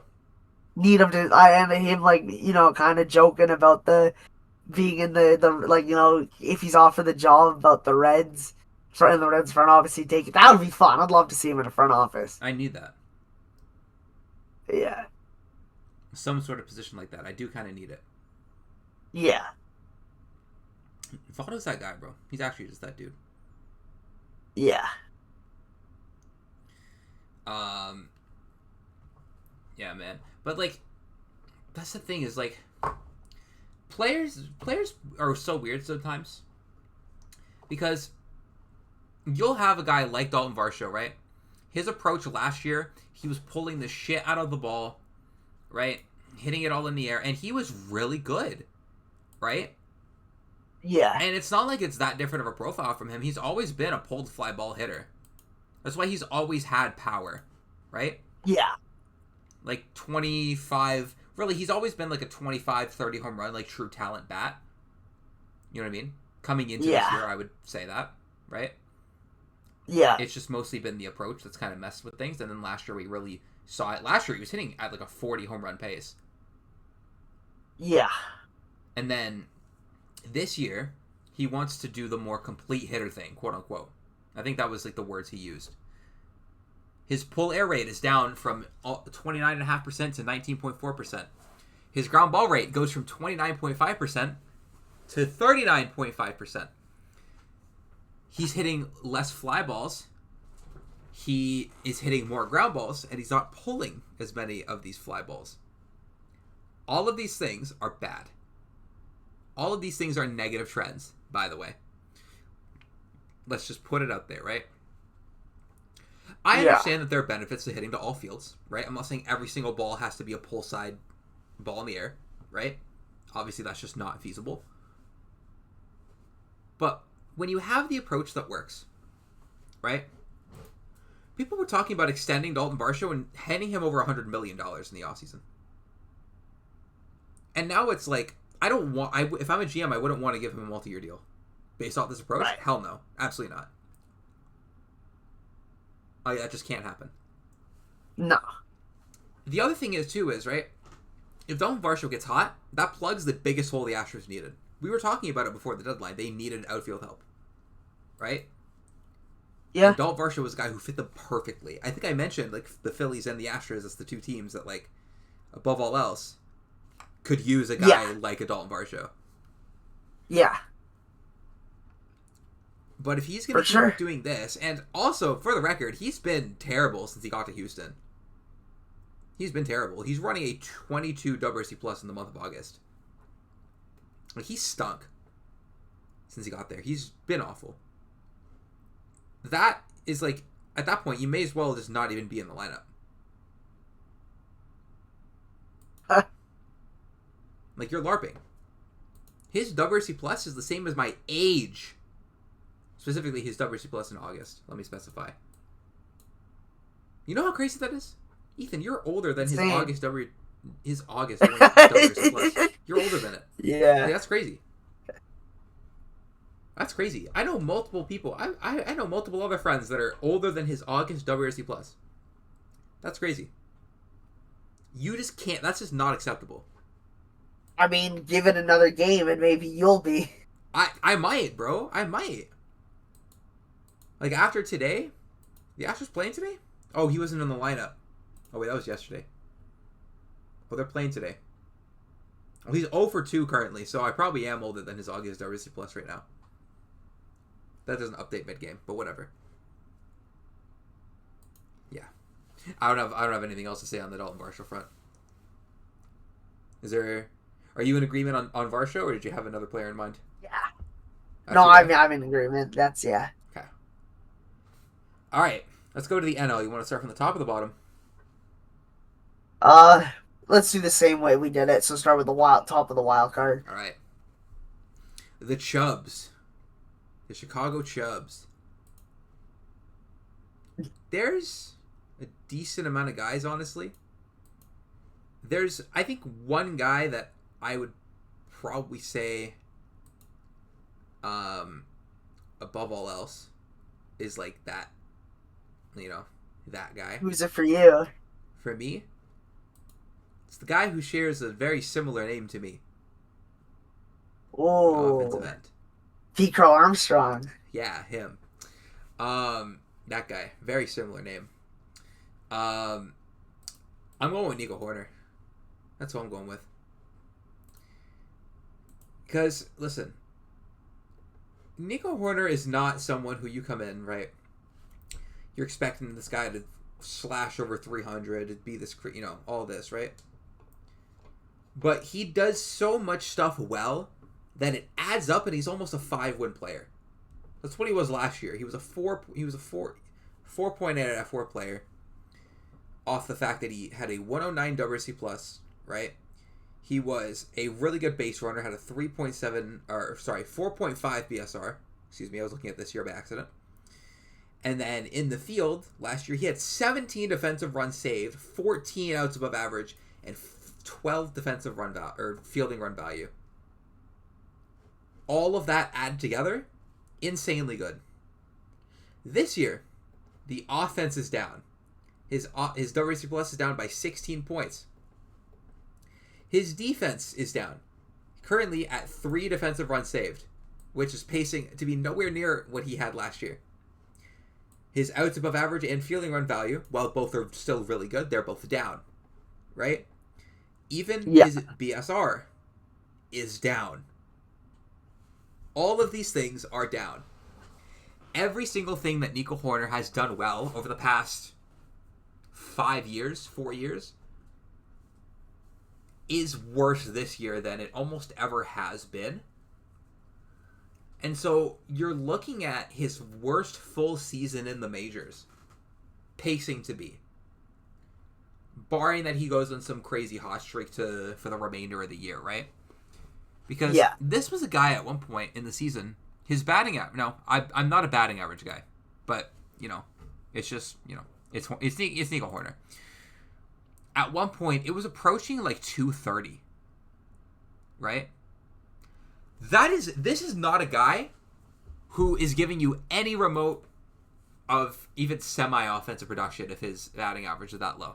Because really, his offensive value comes from his average, right? It's not like he's a power guy or a walk guy. It's not like he does a lot of those things. He's able to provide you with on-base value when he's hitting for a higher batting average. Last year, when he hit 297, his OBP was 345. His WOBA was 324. Now when the average goes down, all the other things go down. His value is so reliant on, his offensive value specifically, is so reliant on his batting average. I don't want to sound like I'm 60, because I don't like batting average in like 95% of cases. I just think that it kind of encapsulates what Hoerner brings to the table, at least on the offensive side of the ball. Yeah. Right? Personally. In this case, I will allow it. In this one case. Yeah. This is not a guy who ever approaches that kind of number. But when he's on, like in August, he's been hitting 318. In the second half, he's been hitting almost 360. In the first half, it was 233. Right? Yeah. Two completely different players. One is, setting the table for guys, knocking guys in, whatever, playing really good defense, being a really good base runner.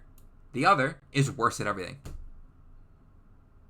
I think that completely changes the entire, not even just the Cubs lineup, the whole outlook of the team.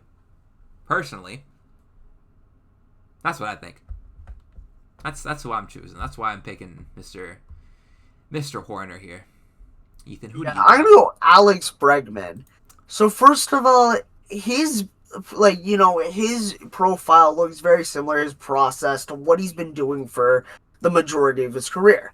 And the one thing with Bregman is that he turns up in the playoffs, as we've seen.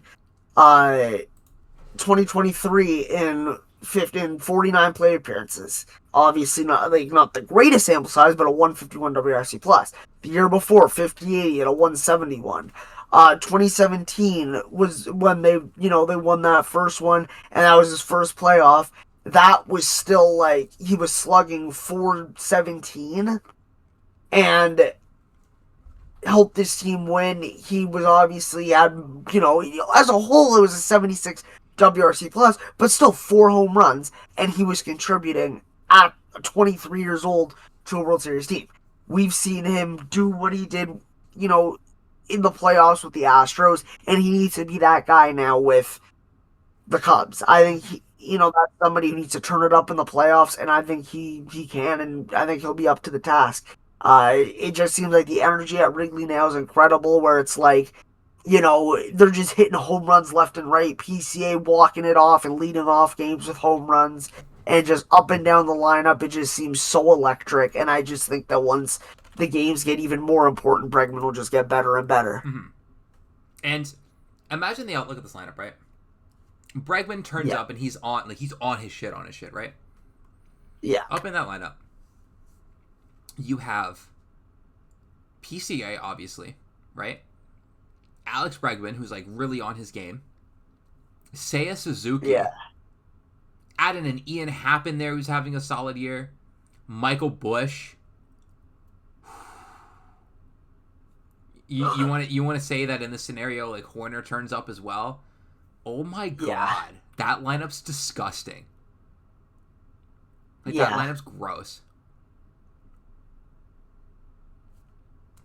I think it's Yeah. very fair. I was really close to saying Bregman, but I was like, give me Mr. Horner here. Yeah. Give me the horn dog. Valid. Completely valid. All right. Next up, we have I keep closing the app for some reason. The score app. We have the Philadelphia Phillies. Ethan, what are the streets telling you on the Phillies? The Phillies, I mean, they're a team who, they had their chance a couple of years ago and haven't quite been able to replicate that magic that was. And there's a bunch of different reasons for it. But let's talk about this year in particular. Trey Turner has not been, what you would expect from Trey Turner. 89 WRC plus, which, if the season ended today, would be the worst mark of his career, not including his 2015 age 22 rookie season with 44 plate appearances. The offense is not good enough. He's hitting a decent amount of home runs, sure, but he's also mixing that in with striking out 21.6% of the time, which is the second highest of his career. If you not include 2023, which was 21.7.0 or 0.10 higher. So it's clear to see that he's struggling, and he just needs to be better. We saw 125 WRC plus last year, 123 the year before, even 107 the year they got, like, this first season there, when he had the whole thing where he was playing poorly and they gave him the standing ovation, he turned it around. Like, even then was better than this. Mm-hmm. He just needs to be better. And when I'm seeing guys like Schwarber do what they do, I'm seeing Harper do what they do, I'm seeing, Brandon Marsh, Bryson Stott just doing what they can. I'm looking at Trey Turner to be a difference maker, and he has not been a difference maker so far this year. Yeah, no. Just especially considering how insanely good he was last year, and like a lot of things unexpected. Like he, for some reason, was just one of the best defensive shortstops in the league last year, which is not usually not in his game, but it was last year, I guess. I'm gonna go with someone on the pitching side of the ball. I'm gonna go with Aaron Nola. So the Phillies rotation, their 1-2-3 is disgusting, right? That's not a secret. Christopher Sanchez, Zach Wheeler, Jesus Luzardo, in whatever order you please, you choose, right? Is disgusting. All three of them are act like genuinely just elite pitchers. Beyond that, though, this is who they've been giving the most starts to all season, right? Sanchez, Luzardo, and Wheeler are 2, 3, 4. Andrew Painter is 5th in starts. He's made 16 starts for them. His ERA is over 6. And number 1 in starts this season, tied with Sanchez, is Aaron Nola. And it's been rough. It's not like all hope is lost, right? The big thing about Aaron Nola, right? There's things you look at with him this year, and you're like, you know what? This is totally completely salvageable, right? Yeah. Like, you look at a guy. If I told you, Ethan, there's a guy who strikes out, he boasting a K per 9 of 959, walk per 9 of 302, you would think, damn, that's not bad. That's a solid pitcher, right? Yeah. Well, you know what the problem is, Ethan? Yeah. Guys are slugging 709 against his fastball, his four-seamer. Yeah. And his sinker, they're slugging 701. I hate to be that guy, but at what point do we just ditch one of these pitches? Or if not both? I understand we need an arsenal as a starter, but something's got to give, right? Yeah. Your second and third most thrown pitch are getting hammered. Absolutely hammered, right? Yeah. You could say that there's bad luck going against him, and sure, right? The slugging on his sinker is almost 200 points higher than its expected slugging. But the problem is the expected slugging is still 517 on his sinker. And the expected slugging on his four-seamer is still 594. Those are also not good, right? Yeah. His fastballs suck. Let's just call it what it is. I'm not going to pussyfoot around it. His fastballs suck. His fastballs stink. His knuckle curve is insanely good. Whiff rate over 43%. Batters have just a 240 WOBA against his knuckle curve. Like, genuinely devastating pitch. His changeup, really fucking good. Guys have a 265 WOBA against that thing. Whiff almost 27.5% of the time against it. Yeah.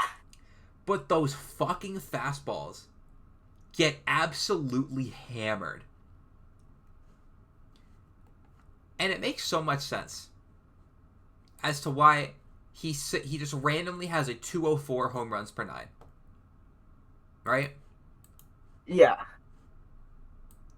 Minus 32 fastball run value. First percentile. Breaking ball run value, 94th percentile. Off-speed run value, 76th percentile. I'm not an expert, right? I'm not a pitching coach. I don't work for a major league organization in any of these roles. But at what point do we just ditch the fastballs? Or, like, heavily sideline them, you know? Yeah. At what point do we do it? Yeah. I don't know. It's a thought. And also, if Nola figures something out, maybe it's what I said, maybe it's something completely different. Probably something completely different. But if he figures something out and is able to get back to something that's at least recognizable, given what we've known Nola to be over his career, right? Yeah. You save the Phillies, essentially, in the playoffs. Because, let's see how it's going to go. In a wildcard series, it's fine, right? Because you're running Sanchez, Luzardo, Wheeler, 1, 2, 3. Like, no problem, right? Yeah. In a division series or a championship series, let's say it goes to a Game 4 or Game 5. You're going to have to throw probably at one of Nola or Painter. If it starts right now, they're throwing Nola over Painter, obviously. I hope, obviously. But you're throwing Nola probably in like a Game 4. But here's the problem, chat. What do we say rules the postseason? Do we know what that is, Ethan? What? The home run. The home run rules the postseason. Yeah, I mean, it's proven year in and year out that home runs. I really don't want to bring this up. You know how badly I don't want to bring this up. But let's just look at Game 7 of this past World Series, just from a baseball perspective. Yeah, it starts off with a 3-run home run to make it 3-0. Mm-hmm. 9th inning, nobody on base. How does Rojas tie it? Or how did the Dodgers tie it, rather? Not even It's not Rojas hitting a single, then Ohtani hitting a single, and then somebody else. Rojas, well, I mean, obviously, yes. Obviously, the other ones, like the Muncy one, too. But that's how they clawed their way back. And then, Rojas didn't just get a hit and then pass the baton and then a bunch of, like, singles and doubles or whatever to score runs. He hits a home run. And then how did they take the lead? Will Smith doesn't start a rally. He just hits a home run and takes the lead himself. Mm-hmm. Solo home runs were the reason why the Dodgers were able to claw their way back and ultimately win. They hit 3 of them that game because Muncy hit the one against Trey in the 8th, too. Yeah.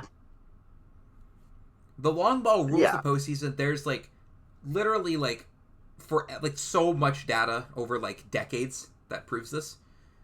Yeah. If you throw a guy like an Aaron Nola in a postseason game, he's going to get lit up. Lit up. If the postseason starts right now, they are facing... Who do they face? They face the Cubs, I think, right now, right? Yeah. Aaron Nola, if they had... Well, granted, he wouldn't be going in a wildcard series, but, let's just say for sake right now, he goes up against the Cubs. The team with, by the way, 7th in the major leagues in homers. He's getting lit. He's getting absolutely lit up. Like, he's getting taken to town. They're taking him to space. Like, with all due respect. It would not be Yeah. pretty. Would not be any bit pretty. So, you know. That figuring something with Nola there, genuinely it saves, I think, the Phillies playoff hopes. Or, sure, I shouldn't say saved, because it's not like they don't have any. But it completely changes the outlook of them in a series. Because Yeah. you can, honestly, you can say that Nola going in a Game 4 is scheduled loss. Hate to be Yeah. that guy. But come on. Anyways, I'm done. I'm done. I promise I'm done. Let's move on to the next team. The San Diego Padres. Slam Diego. Loves the Well, Padres. all right. So Slam if you Diego. asked me this question a couple weeks ago or a month or two ago, the answer's Tatis, but he's been very good. He's just been that dude I again. yeah, I think it's got to be Manny. Mm-hmm. I Manny, don't think yeah. there's much to argue about there. For me personally, just because it's like, yeah, the other guys like Jackson Merrill could be a bit better, Cronenworth, sure, but Manny's the guy who's making all that money, and you know what I mean. He was one of the guys that kind of kickstarted like that move kickstarted this era of Padres baseball, Is this true? and that's why I just think it falls on him a lot. Give them a moment, you know what I mean. Give them, something to get excited about and look back and say that's why we signed you. Mm-hmm. Because you remember, especially at the start of the season, he was like terrible, terrible. He was off it, completely off it. Yeah. With all due respect, he was not that dude. And even for the season, he's not even at 2F4 yet. Yeah. Right? He just hasn't been that guy. This is someone who you sign him to the money for a reason, right? And it's not like it's just one bad month dragging him down, right? In the second half, his WRC plus is 104, which is fine.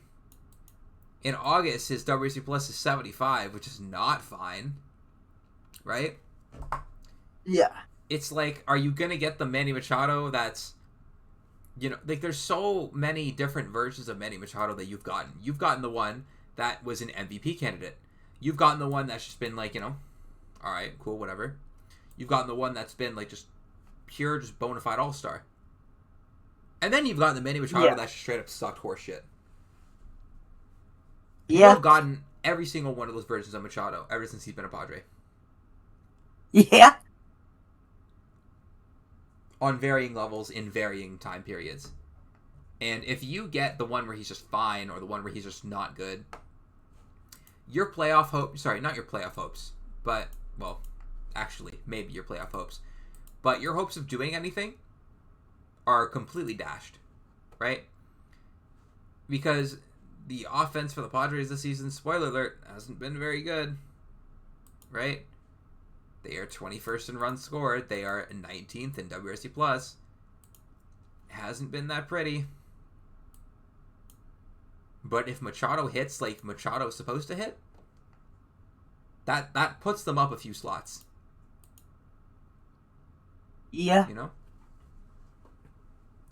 completely changes everything, especially with Tatis hitting now. Like Tatis has been that guy since like the start of June. He's been like the Tatis that we've known over the past however many years. It just took him a while to get there, which admittedly kind of crazy that whole thing happened now that we're, thinking about it, but yeah. He's there now. Like since June 1st, the guy has a 144 WRC plus, slugging over 500. He's been that guy. Yeah. That dude. Anyways, I think we can move on to the next team. For the record, I am in agreement that Machado is the guy here. Next up, the Arizona Diamondbacks. This is one where, like, I think there's a few guys that you can say here. On the lineup side, you can say Perdomo. You can say a guy like, you want to go over to the pitching side. You can say a guy like who am I thinking here? the first guy I was thinking on the pitching side was like a Zach Gallen, but I think he might just be stinker. You know, assuming he comes back that his from his injury, and he's just like fine enough. Yeah. Ethan, it's not the first time we've talked about this guy in this episode. We talked about him, excuse me, the very start of the episode, Ethan. I'm going with Ketel Marte here. Yeah. Coming into the season, I think a lot of hope for the Diamondbacks revolved around their position player core, right? In my head, yeah. The way I was thinking about it was like this, right? You have this crazy good position player, like big three, of Carroll, Perdomo, and Marte, right? You have other guys like Moreno, too, who are good, but it's those three above all else who are just like supposed to be really fucking good. Admittedly, I think all three on some level are underperforming, but Marte is the big one, I think. Perdomo, at the very least, he's been a plus defensive shortstop, and he's found ways to give offensive value. Like, he's still getting on base a good amount. You know, even if it's not as, you know, as much as last year, and even if something like the power is a lot down, he's still found ways to contribute a lot. And even so, he's, like, been better defensively. But Ketel Marte is supposed to be one of those guys. He's supposed to be one of them ones, you know? Yeah. One of the best at his position. And he's been good this season. Like, he's been a plus player. But there's a difference between a plus player and being that guy. You know what I mean? Yeah.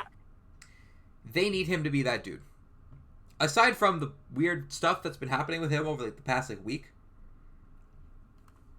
he just has to be better, right? Like, we've seen him over the last 3 seasons, got like 23, 24, 25. He's been worth just over 50 in F4. Yeah. That's really fucking good. That's just over 5 WAR on average.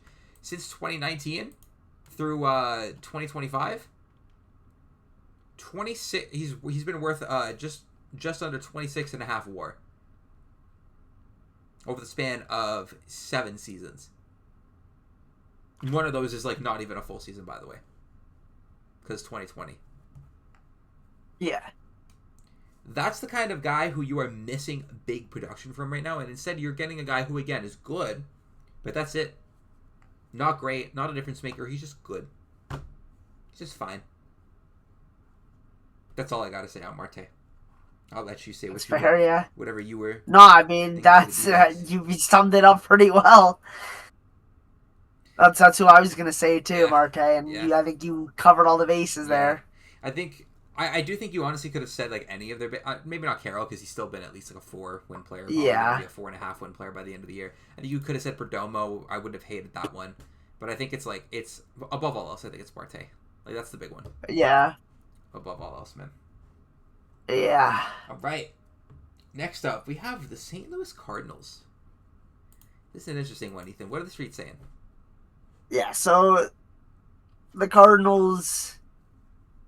I didn't think they'd be in this position before the season started, if I'm being honest, but they are. Don't think a lot of people did. They've gotten some big-time seasons from players, but the one guy that needs to be better to me is just Mason Wynn. Because this guy 2 years ago was in conversations of, like, top 10 shortstops and how he's going to be, like, elite, you know, coming off the year in which he had almost a 4F4, 104 WRC plus with very good defense. And then last year he had, you know, a down year compared to that. He didn't take a step forward. He took a step back. He had 15 home runs in 24. And in the next 2 years so far after that, 25 and 26. Oh, hold on. Wait. He's at 14. Hold on, wait. I want to stop you really quick. You know how we were just saying Ketel was the X factor for the D-backs? Yeah. Notification just came in. He just got put on the IL. Notification just came in. How long? Like, is it 10-day or? Let's see. Notification literally just hit my phone while you're in the middle of the last sentence. Let me see. Oh, I see that from the score. 10-day injured list. Damn. Well, I'm not redoing the Diamondbacks one. Yeah. I guess. Well, I'll say Perdomo because that was the next guy up. So there you go, Perdomo. Anyways, keep saying what Yeah. you were saying. Yeah, just pretend all the stats and stuff are updated to what to predict. Yeah, Perdomo. All the stuff But we were saying. yeah, Mason Wynn, he's just not hitting as well. But the thing is, he's running the best X Woba of his career, so I do think that he is due for positive regression. And it's just, you know what I mean? It's got to happen soon. Has to be. Yeah, it has to be. Like you need something from him, right? Because Uh, a lot of the Cardinals' success this season, it's been revolving around their really good core of young players, right?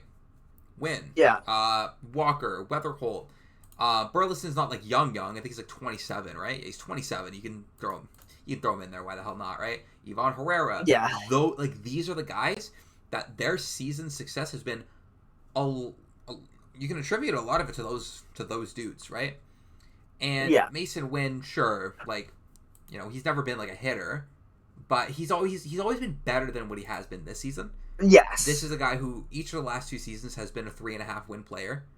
One of those in reduced, a little bit of reduced playing time, like not even 130 games. He's still the elite defensive shortstop that we know him as, right?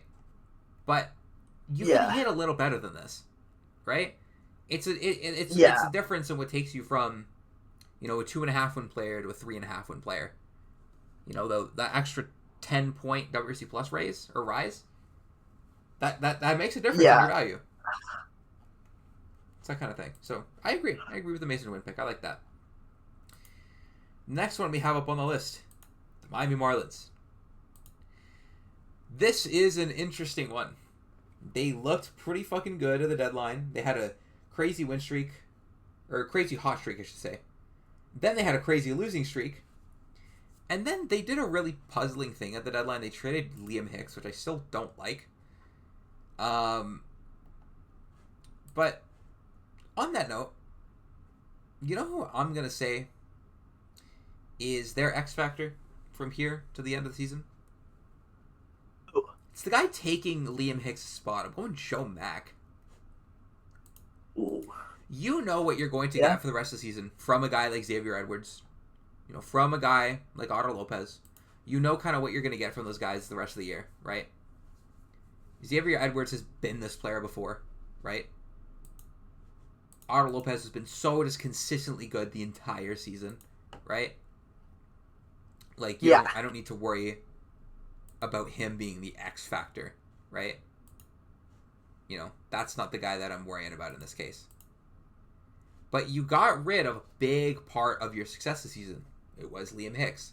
Before he got traded, he had a 120 WRC plus. Was hitting really well.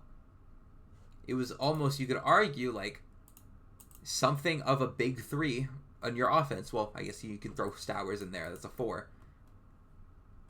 yeah. But now you traded Hicks, and where are you going to get this offense from? Well, if you're going to get it from anywhere, you're going to get it from fucking Joe Mack, who Yeah, has been a good player this season. He hasn't been the same level of offensive player that Hicks has been. He's been at a 91 WRC plus, but he's also been a fucking really good defensive catcher. And he has some solid offensive stuff that, it's shown that there's something there. He has above average barrel rate, above average bat speed, and better than average chase rate. Those 3 things are pretty fucking good. Plus bat speed, plus chase rate, plus barrel rate. Hit the ball well, don't swing at bad pitches, and put your best swing on the ball. 3 pretty good hitting principles, I would say. Wouldn't you say so? yeah, Pair that up with being a really good defensive catcher, 72nd percentile blocks above average, 94th percentile caught stealing above average, 86th percentile framing. That is a really good defensive catcher. If you want to say that Joe Mack from here to the end of the season runs a 105 WRC plus, right? That is on at probably, you want to say what do I want to say that pace is? I'm guesstimating here. A 5-win pace? 5.5 win pace, given how insanely good his defense has been? That's the kind of guy that is just super, super, super valuable. Would probably be underappreciated, but extremely fucking valuable. That's what I gotta say. That's what I gotta say. Perfect supplement, too, by the way, to, like, the big guys, you know? Ethan, what do you got? I have Owen Casey. The thing with him is he strikes out and swings and misses so much, and I don't think you're getting the home run numbers or the power that you would like with those numbers. Mm-hmm. Yes, he is slugging 424, but with his exit velo numbers, his bat speed, his barrel rates, that number should be higher. Yeah. And I think that that's somebody who needs to really get going down the road, and I'm confident with his ability that he'll be able to. But he could be a very nice complementary bat to this team for a long time. So, that's somebody who I would really like to see get going down the stretch and propel this team to a playoff spot. And for a good chunk of the season, he's been really good. May, June, July, he was hitting really well. In each of those 3 months, he had a WRC plus 127 or better. And May and April, terrible. August, terrible. But that 3 month stretch from May through July, he was hitting the shit out of the ball. He was striking out a lot, but he was hitting the ball really well. Hitting for really good power. If that's the kind of Owen Casey that they get for the remainder of the season, you pair that... Well, not pair, I guess there's more than two. But you put that behind Xavier Edwards, Otto Lopez, Kyle Stowers. That's like pretty formidable 1 through 4. Right? Yeah. Like, that's value. So, I agree. That's a good pick. I like that one. I like that pick. All right. Our last pick in the NL wildcard race. I feel like this one's a pretty easy one. The Pirates. Yeah, I mean, you could go, honestly, a couple guys. Paul Skeens is one that comes to mind because obviously he hasn't really been Paul Skeens. You know what I mean? Mm-hmm. But I don't know. I mean, the lineup is definitely way better than I thought it was. Or, like, that I thought it was going to be going in. I thought the pitching would be the reason. And I'm struggling to find a guy to pick that's not Paul Skeens. Just because it's like, you're supposed to be the best pitcher in baseball at the very minimum top 3. And we haven't gotten that this year. And he's been on a very interesting stretch where it's just his velocity's not there. He's not going as deep into games, it seems like. It's just, it doesn't seem like this is Paul Skeens. Yeah. Because you can't choose anyone on the offensive side, I don't think. Because everyone on the offense is pulling their weight. They're more than pulling their weight. Yeah. Like to the point where fucking Jake Mangum has been a plus hitter for them. Like, yeah. Everyone is hitting for them right now. On the pitching side, that's the one I was thinking. I was like, it's Paul Skeens. Because you look at all the big guys for them over there, right? Bubba Chandler has, figured it out more or less. He had a really bad start of the season, but he's settled down. He's got it now, right? Yeah. Mitch Keller's like a back-end guy. That's not going to be the guy that impacts you as much as a front-end guy. Braxton Ashcraft has been that dude all season. Paul Skeens needs to drive the ship. He needs the command train. And he hasn't been doing that over the last little bit. Like you said, not going as deep into games. His velo's been down. He's even said, I think there was one game where he got pulled extremely early after like 60 pitches. Yeah. He even said, like, man, I've been learning a lot this season. Like, it's been tough. So, we'll see what happens with Skeens. Because a lot of the under-the-hood stuff is still, like, good for him, right? But you need him to be that. There's a difference between good and being that fucking guy, you know? There's a big, big difference with that. So, yeah, I honestly, I don't think there is another pick. I think it has to be Paul Skeens for the Pirates. Yeah. Anyways, let's go to the Milwaukee Brewers. This is another one. It's kind of tough to choose one player here. It's kind of like the Rays, you know what I mean? They have so many Yeah. dudes that are just doing their thing. Yeah. Right? I wouldn't say that they have, one I, guy. I have a very clear cut answer. Like, I know who I'm picking Oh, who are here, you though. picking? I'm picking William William. Contreras. Yeah, I realized that right after I said who, and I'm like, oh yeah, never mind. He has been brutal in the second half. It has been rough, especially after like the crazy good season he had last year, where he was almost a 4-win Yeah. player. Back-to-back seasons of 5.5 wins. This season has been Yeah. tough. Well, the second half especially, I guess. 74 WRC plus in the second half is tough. Yeah.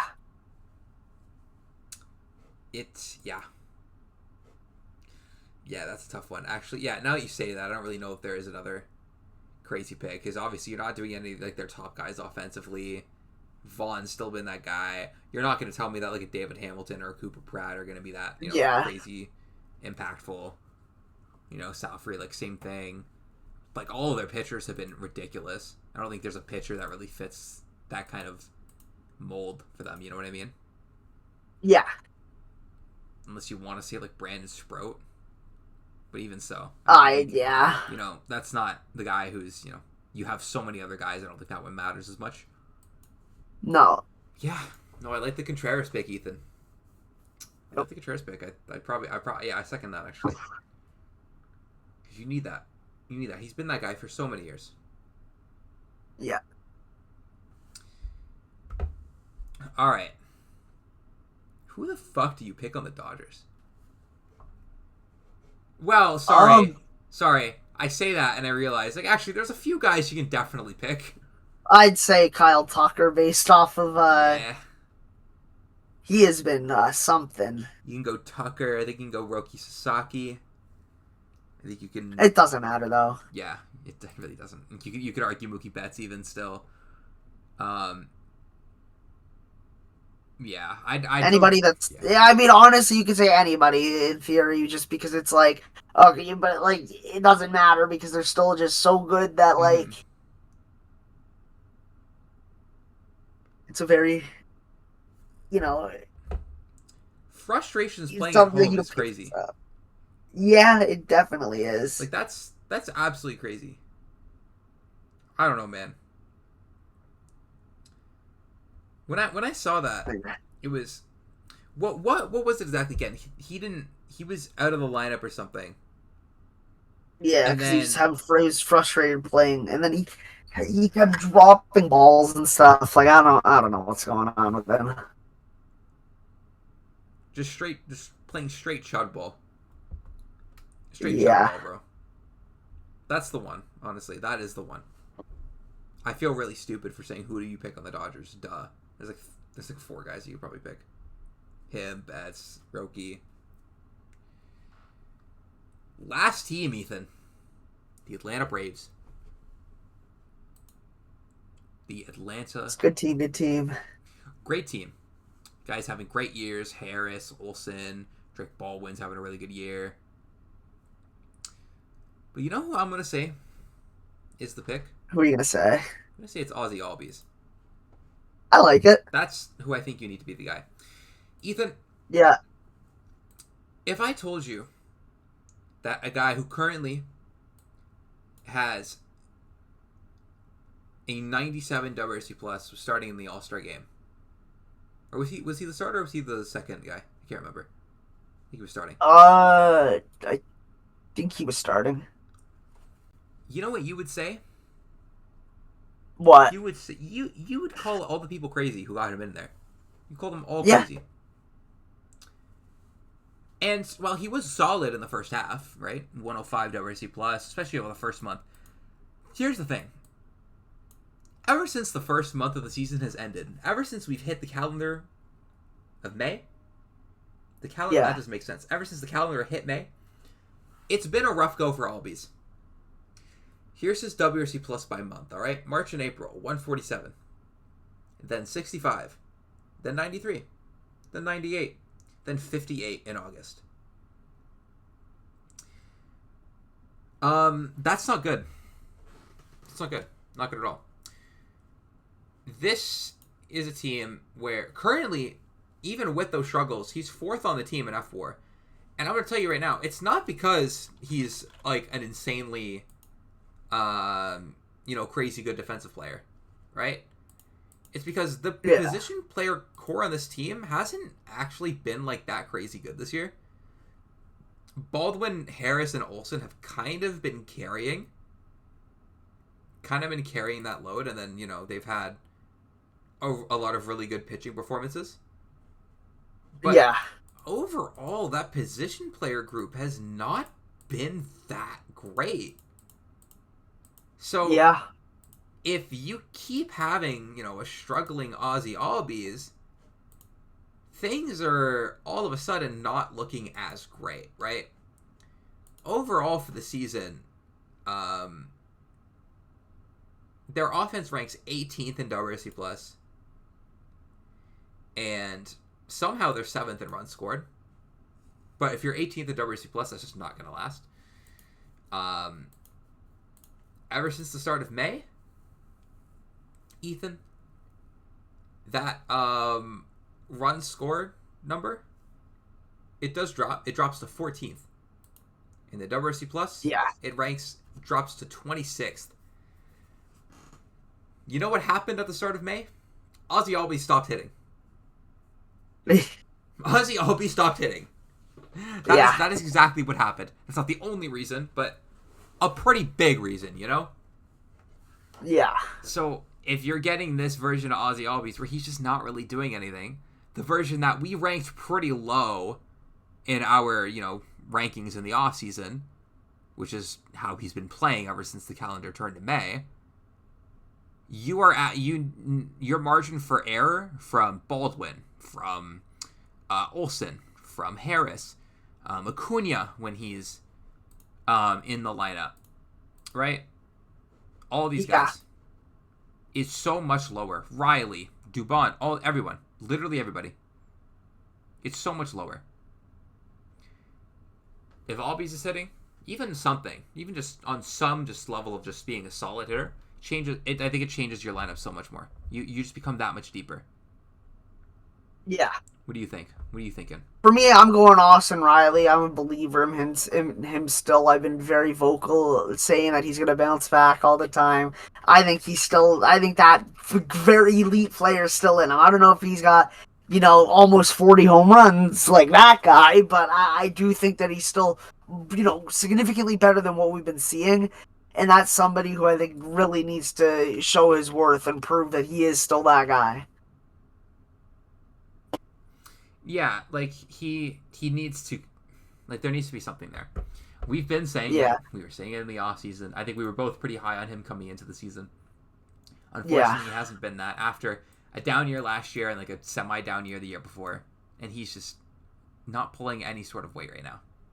Yeah. He's not even playing at starter level.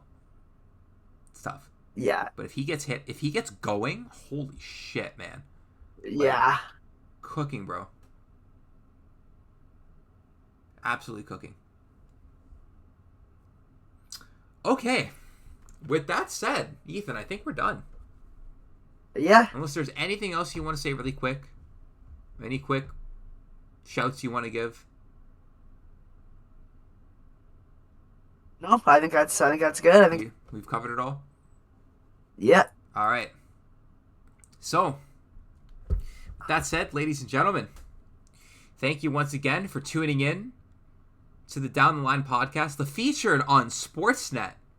Sorry, I shouldn't say featured. Mentioned on Sportsnet. Well, featured, yeah. I guess, yeah.